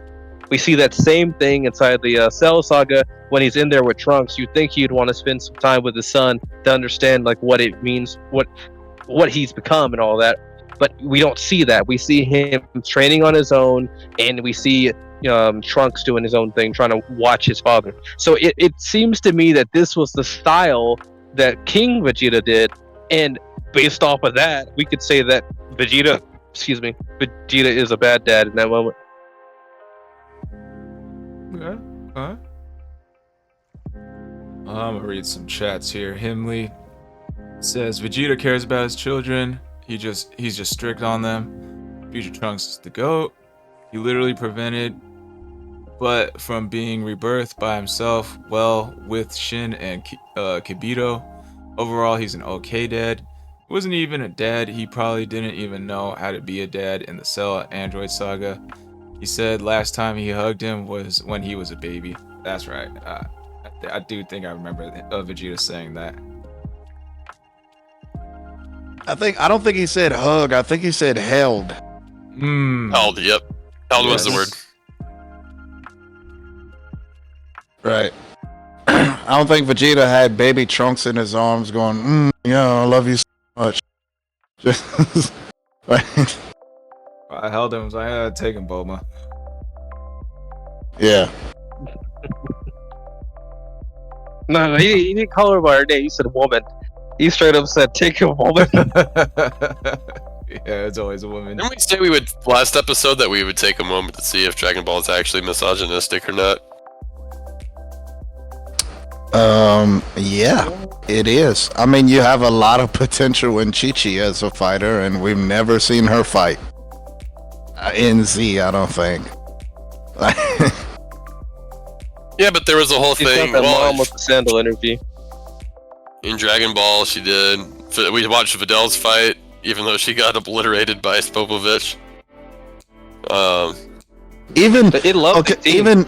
even 18. As soon as she got with Krillin and had a kid, she's just not a fighter no more. We never fucking see her. Like, did she ever fight Boo? She Like, was was she fighting there? in the world tournament. It was Well, her at yeah. the end with Hercule. One thing that I remember Akira Toriyama, he even addressed this too, because I think he was asked about it. He said he hated writing female characters just because he didn't know how to write one. It's not that he had Yeah. anything against them. Well, and I mean, that's to be expected. He's like fucking born in what 1960 something or 50 something in fucking Japan. Of course, Yeah, he's he gonna was be rather- misogynistic. Yeah, they have a different culture over there. Hmm. Oh, a lot of more traditional gender roles and stuff. Right. Yeah, it's great. I want to take a trip to Japanese so that I can meet a Gyaru girl. So okay, you just What? you gave me a hard time about the Portuguese thing earlier, and then you just I know that's straight up and didn't say- exactly why. That's exactly why I said that was a jab at Prague. I was referencing that there was a Portuguese dub that they like. I was saying that they actually made a Dragon Ball series in that language. Yeah. No, I'm just saying if you're gonna visit one of those countries on the east, it's way better to go to Japanese than it is to Chinese. Sure. Although Americans I'm not might gonna not say even be that- allowed in China right now. I don't think. Probably not. I don't know. I don't think anyone's allowed in China right now. Aren't they in the middle of a civil war? That's off topic. Let's not talk about that. Yeah. Entirely sure what's going on with their politics right now. No one is. No one is. They're cut off from the world right now. Yeah. There's a pretty it's pretty controlled. Alright, is Dragon Ball misogynistic? Is that our next topic? Real quick, we can brush over real quick. I would I mean, say we an could. absolute yes. That's just yeah, one sure, that yeah. Brock brought up last time, so I'm like, oh, that's Ah. a weird one, but Uh, apparently it's Well, hold on. The assumption about misogynistic is that it hates the women, but they Right. do come up. Now we could argue Lance goes away, but like we do see Chi-Chi, we do see Bulma, and Bulma's a key figure. We do see 18. 18, from the implication of the Tournament of Power, trains with Krillin often. So it's not that she's getting weaker or anything. We know that she's still getting stronger, or is as strong as she ever has been, if the 17 line means anything. But it assumes that they hate them. Now, maybe we could argue that they're not holding a main point like the Goku and them. There's an argument there, but like, okay, you don't know how to write a female character, so therefore they're kind of on the sidelines. But we see them a lot. I don't know if I'd say that that's really misogynistic. It's just you don't know how to do something. I think intention matters more there. right. yeah. Well, I and wouldn't call it's- it misogynistic. Because isn't the definition of misogynistic the hatred of women? Or, Yeah, I mean that by think so? definition, that's what it is. Is it hatred of women? Yeah, that's actually the definition. I didn't Like know what it this- meant, so I looked it up recently. So I like this gotcha. show does not definitely give me. So it it's hates literally women. the opposite of the flip of feminism, with like the hatred of men. Yeah, well, I mean, feminism actually isn't supposed to be like. That's what it grew into, the hatred of men. But that's off topic. Anyways, is Dragon Ball It's true. Let's misogynistic? Squall. what's it called? No, I can't see the hatred of women in Dragon Ball. Like, it's like you got Chi-Chi there, who's literally beating on Goku, basically has Goku by the balls whenever she gets mad. You know, you got Bulma there, who basically also has Goku by the balls whenever she gets mad. You got Launch there in the beginning, who basically has every dude by the balls whenever she turns blonde. What's it called? It feels like these characters are in power positions, in my opinion. You know, I can't really see. I don't really normally see. I can't see like. Oh, let's not forget Roshi, bro, getting beat up by every chick, you know. I mean, at worst, it's like pervy, you know. Like that's how I see it. It might be a little sexist, but like back in the day, you know, 20, 30 years ago, that this type of pervy nonsense was like the norm back in Japan, you know. For sure, I'm not gonna say it's not still. I mean, like in anime, it's definitely taking a backseat in most animes, you know. That type of That's stuff. the ones I'm watching. Yeah. Yeah. At worst, it's pervy. That's how I see it. Definitely not misogynistic. Mm-hmm. Yeah, I kind of agree with that. Like, I do not hate my wife. In fact, the opposite. But like, if there were ever a time to where we had a physical altercation, I wouldn't try to hurt her. But there's no doubt in my mind that like, sometimes things are just the way they are. There's no hate. Is there a woman out there that could probably beat me? I don't know. Maybe Ronda Rousey could probably give me a freaking roundhouse I'd kick and fuck knock me Ronda out. Rousey up. Maybe the opposite. Maybe the opposite's true. I'm never gonna step in the ring with her. I don't know.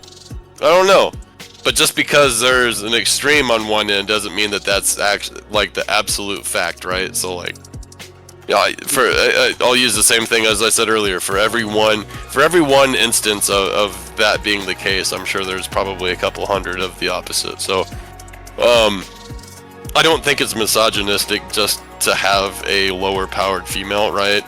But again, you said there is that power dynamic to where, and the same even applies for me, right? I don't want to do things to frustrate my wife because yes, she might have a bath with you. or something to that degree, right? Yeah, no, there's a different value added there that I don't want to lose, right? There's things that I don't want to lose, and I know even the fact that I can do X, Y, or Z, like I'm not choosing to but that still doesn't change what the facts are. So to that degree, yeah, maybe he doesn't have well-written females. Again, I don't think it's out of misogyny. I think it's just, first off, he's even admitted, again, he didn't know how to write them necessarily. And I mean, if we're gonna go just factual, like things are the way they are biologically, yeah.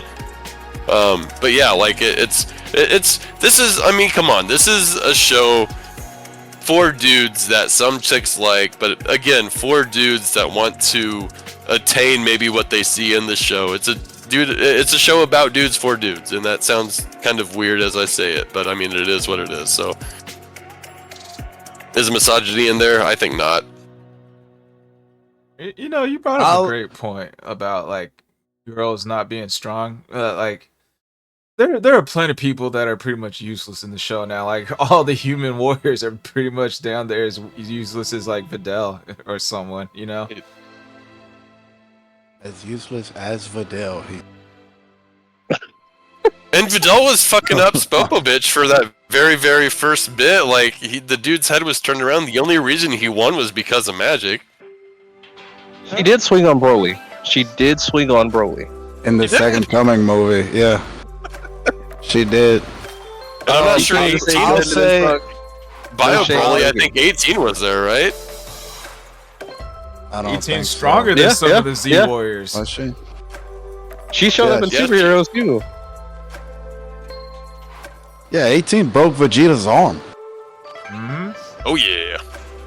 Hit him with that signature But pose. I mean, look, overall, I will say that Dragon Ball was not misogynistic, but Dragon Ball Z Dragon Ball Z is. You cut out there, what? I would say that Dragon Ball was not misogynistic, but Dragon Ball Z was. I agree. I mean, we really didn't see anything from females unless you count Frieza. Did we have to though? What? And does that have to deal with What? hatred that Toriyama had, or is that just the way things were? What use was Bulma the whole time there? Well, that's what I'm saying. But Bulma is a human just like Krillin. You know, there's nothing stopping females from becoming anything. The whole point of the show is ain't you good. I mean, She's one of the richest, like, most brilliant scientists / whatever, like, R&D specialists in the whole world. Like, yeah, I'm she not gonna could have say turned she herself ain't into an nothing. android. She could have put herself on 18 level, even higher. Did she want Like, to though? Like, did Android 18 even want that also? Like, I mean, if it's the pretty show sure it happened wasn't, against her will. if the show didn't have a misogynistic vibe, she would have wanted to. If I was writing Dragon Ball Z, like I write Gravity, this character that I started the show with on episode 1, Bulma and Goku, certainly she would have used her scientific ability to turn her, so she would have seen these androids from Jiro and been like, I fucking need to do this shit. This is what I've been fucking waiting for. All these motherfuckers been passing me up. I don't know how to use key or none of that shit. I'm fucking turning myself into an android. Well, hold on. Wait a minute now. You just said, you know, she wanted to turn herself into android, but like she had to want to learn how to fight and learn how to use ki. She's had all the time in the world to do that, but her character doesn't want to do that. She knows she can get Goku or Gohan or Vegeta to do that, and so she's like, well, let them do it, and so that's why she does that. Yeah, but Bulma's what I'm power saying comes is, in her brain. compared Well, to she's only like that because she's written that way.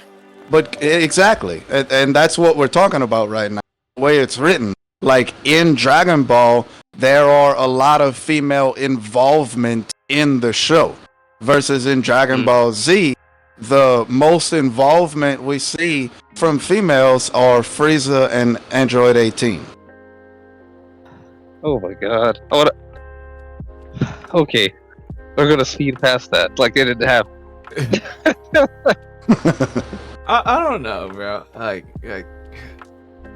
you gotta remember this. Like the last episode of Dragon Ball GT came out in '92, so like, basically all this Cell Saga was like even earlier than that. I think maybe 1990, 1991. Someone needs to correct me if I'm wrong there. But this is like an area where like gender roles are kind of shifting, you know. Now we're full blown into basically all genders are equal. In fact, maybe like women are like are supposed to be more manly than us now. Ew, Anyway, don't say that. It's neither here or there. But like basically women in this period of time were more of the feminine side, you know. Don't fight, don't be boyish, you know. Like it was like slowly like converting out of it, you know. So they were supposed to be how they are. Men are the ones that are supposed to be big, muscly, and strong, and hit people and shit, hit them hard, you know. Right. So and like, adding to what you just said, now we see in Super Universe 6 when they pull up to the tournament, their best fighters are chicks, except Hit, of course. Hit was better than all of them, but you had It's weird. so say that again? So I don't the know. opposite happens because of a separate dimension. But he's better at writing female characters at this time versus back then. That sounds like a again of the time situation. I wouldn't accuse Dragon Ball Z of being misogynistic though, because again he uses them in different ways than he would have used them inside of Super. No, exactly. That's a really good point. It's only misogynistic if you look back on it today. When you're in the time when it's coming out, when you're watching it, that thought's not crossing your mind. Even the female fans that were watching it weren't sitting there going, why is there no chicks fighting? Because they not fighting nothing. They're not doing shit but dishes and laundry at the time. I think The only part I can see is misogynistic is Videl getting her ass whipped by Spopovich, bro. That brutal ass beating. She did not need to get her ass beat that bad. That could have been. I think that was a anybody gore else. fetish. But at the same time, like I said, she was kicking his ass at the beginning. Just for her to get her ass kicked even worse by Well, like yeah, 10 right. times. Well, and she certainly surpassed her dad. I mean, by a landslide. Oh, for sure. And he is canonically the strongest human fighter that doesn't use. Yeah, I definitely hear you guys. With Kel and Khalifa, he wrote them, and the two girls were at least the strongest Saiyans at that point, maybe, or at least the ones that Kaba knew to get a hold of, anyways. Right. He still wrote them like a guy character. Like, take them out, put a guy Saiyan in either of those two places, like the story doesn't change. So it almost feels like.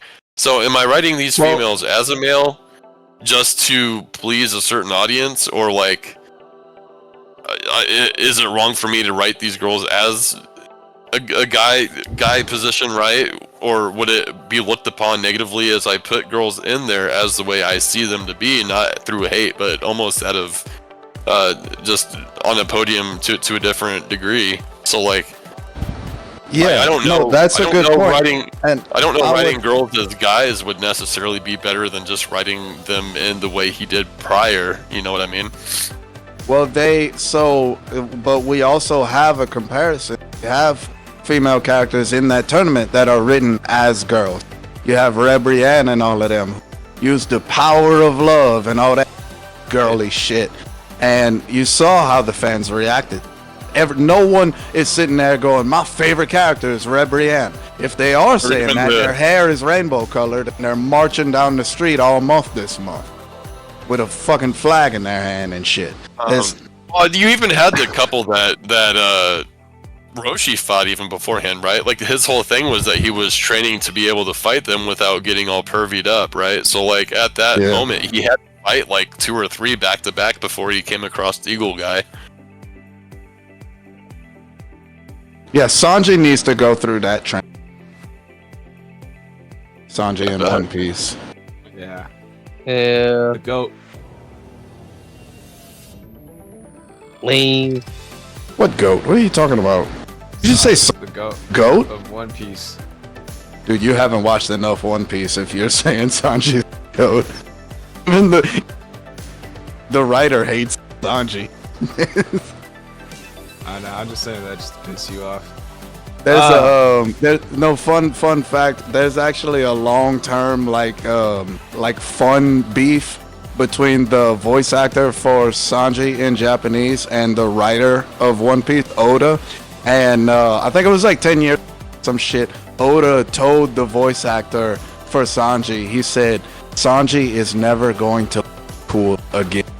And it's fun to keep up with it because like whenever they have togethers with all the voice actors, they always take a picture with like Sanji's like voice off to the side or like something like they're all ignoring him and shit. So Back on topic. Yeah, like the hatred of women in Dragon Ball, right? The only thing I could think of is the hatred of Dragon Ball is because of Videl getting her ass beat by Spopovich. Because the only way I could see that is misogynistic if Toriyama was secretly like, man, this is what I want to do to women. That's why I said it's a gore fetish, man. That's the only way I can see it is misogynistic. He's one of them dudes he's wanking it on heavyr.com or some shit, bro. It's like, girl gets stabbed to death in the favela in Brazil.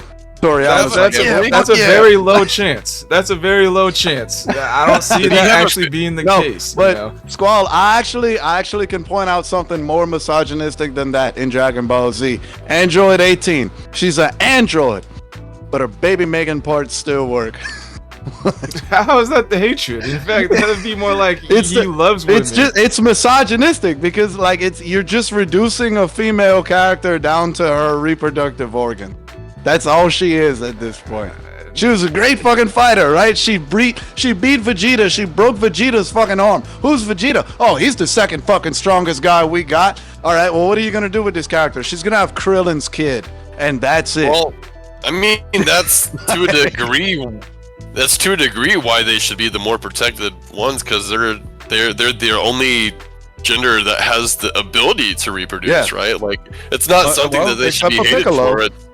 You know? Not something to be hated for or hated about. It's something that they like specifically have that comes with a greater value. And correct me if I'm wrong, but like Android doesn't mean like pure robot, right? Well, technically they're cyborgs because they were people first with robotic enhancements. Androids are like straight out humanoid robot. Yeah, they cleared that up and abridged the better version of Dragon Ball Z. We're not even technically calling them the right thing. Yeah. Which is more misogynistic. I mean, we don't even call them what they really are. Species, anything. 17 too. Wow. Yeah, no, 17. He's not a man. racist. He's not a man. He's a cyborg, and we're just gonna call him an android. It's the same thing we did with the fucking Native Americans. We showed up. We thought we were going to India. We were like, "You guys are Indians, right?" They're like, "No, we're this is a whole different place." And then we were like, "Nah, you guys are." and then we just kept calling them that. We knew in like 10 minutes they weren't Indians. Yeah, have me so. I'm Native American, and it had me so confused as a kid. I was calling myself an Indian. I'm a Native American. I'm a mutt. I got blood from all over the world. I'm a Cajun. I'm the product of slave interbreeding for multiple generations. I was born here. I'm a native to this land. I'm blue. Ninja's black. Why? Hold on. If you're gonna go with a color, why not green? Oh yeah. I'm blue. I'm blue. I love that song. We need to come back from this rabbit hole that Cold Sauce is bringing us through. Yes, we do. He's being a disruptor. It's getting worse. It's pretty much the end of the hour. So, final thoughts, and then we'll do outros. Is Dragon Ball misogynistic? Brockstrap, we'll start with you.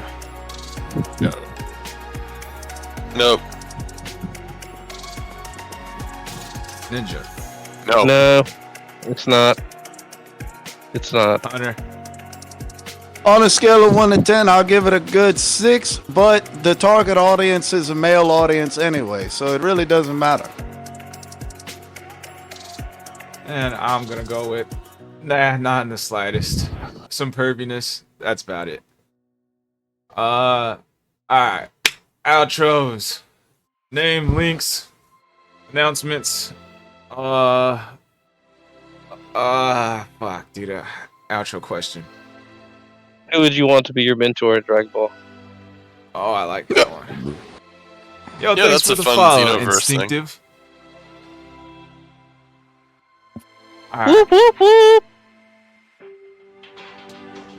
So I am Squall Rush, gamer, podcast, anime enthusiast. Let's see.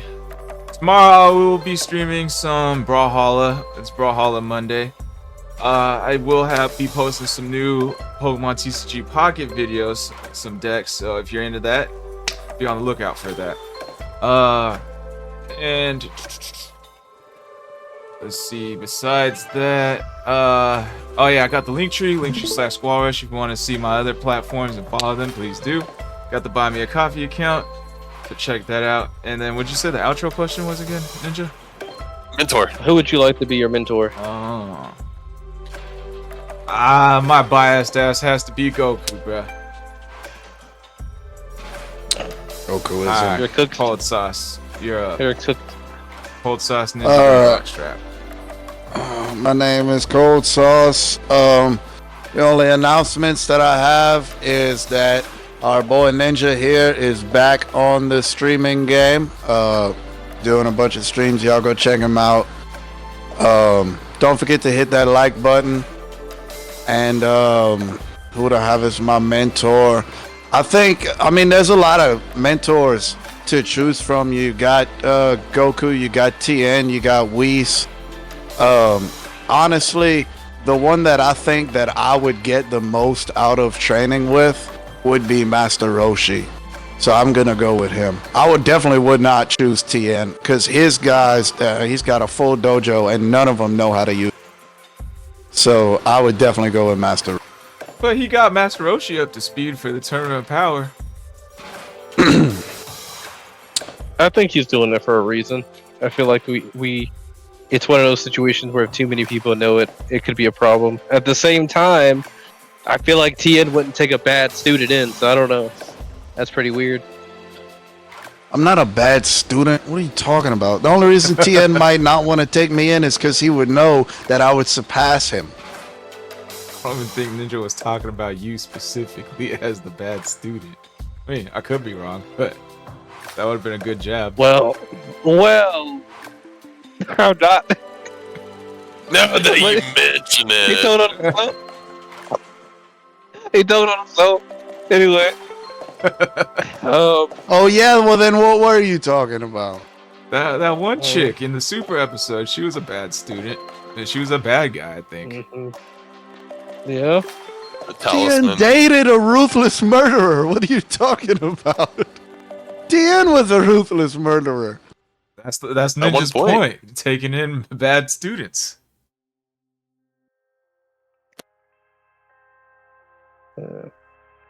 Anyway, I know I could get Roshi to teach me. yeah, you just need to get a naked magazine. I wouldn't bring the magazines. I'd fuck that dude's world up. I'd introduce him to Gunner hypno porn. Alright, did you give all your outros, Ninja? Yep. No, I didn't say nothing. I was choking for a second. Anyway, so you can probably Game Jolt, MeWe, and Rumble. 7 and 7. Announcements. When Cold Sauce finishes his book, you gotta check that out.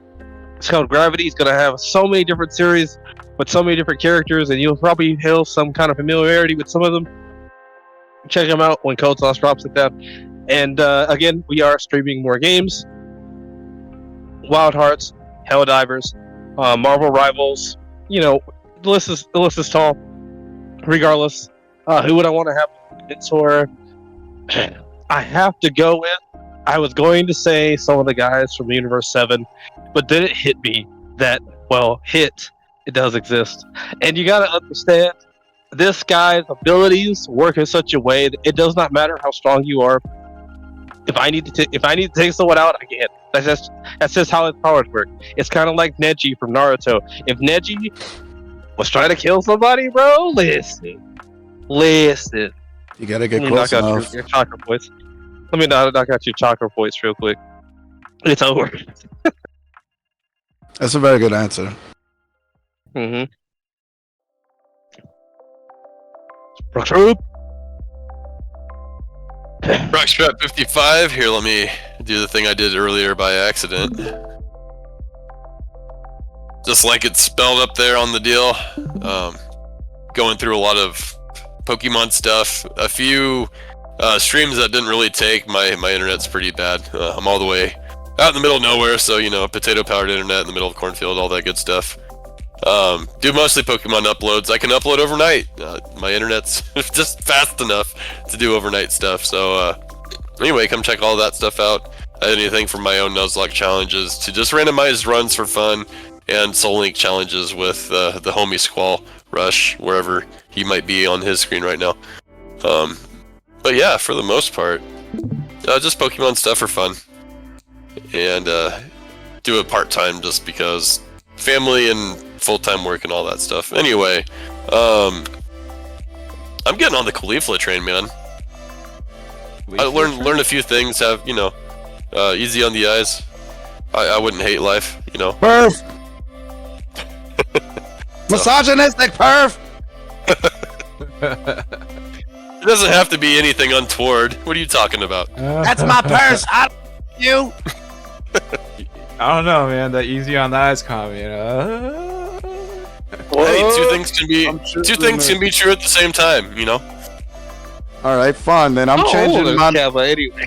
I'm changing my answer to that Greek goddess-looking god of destruction. Oh God. I'm going with Android Greek or 18 Egyptian? then.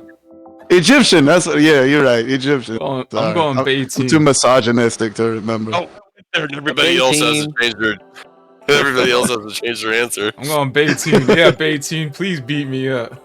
Beat my No, as far as all the moves that I've ever seen, as Squall far submissive.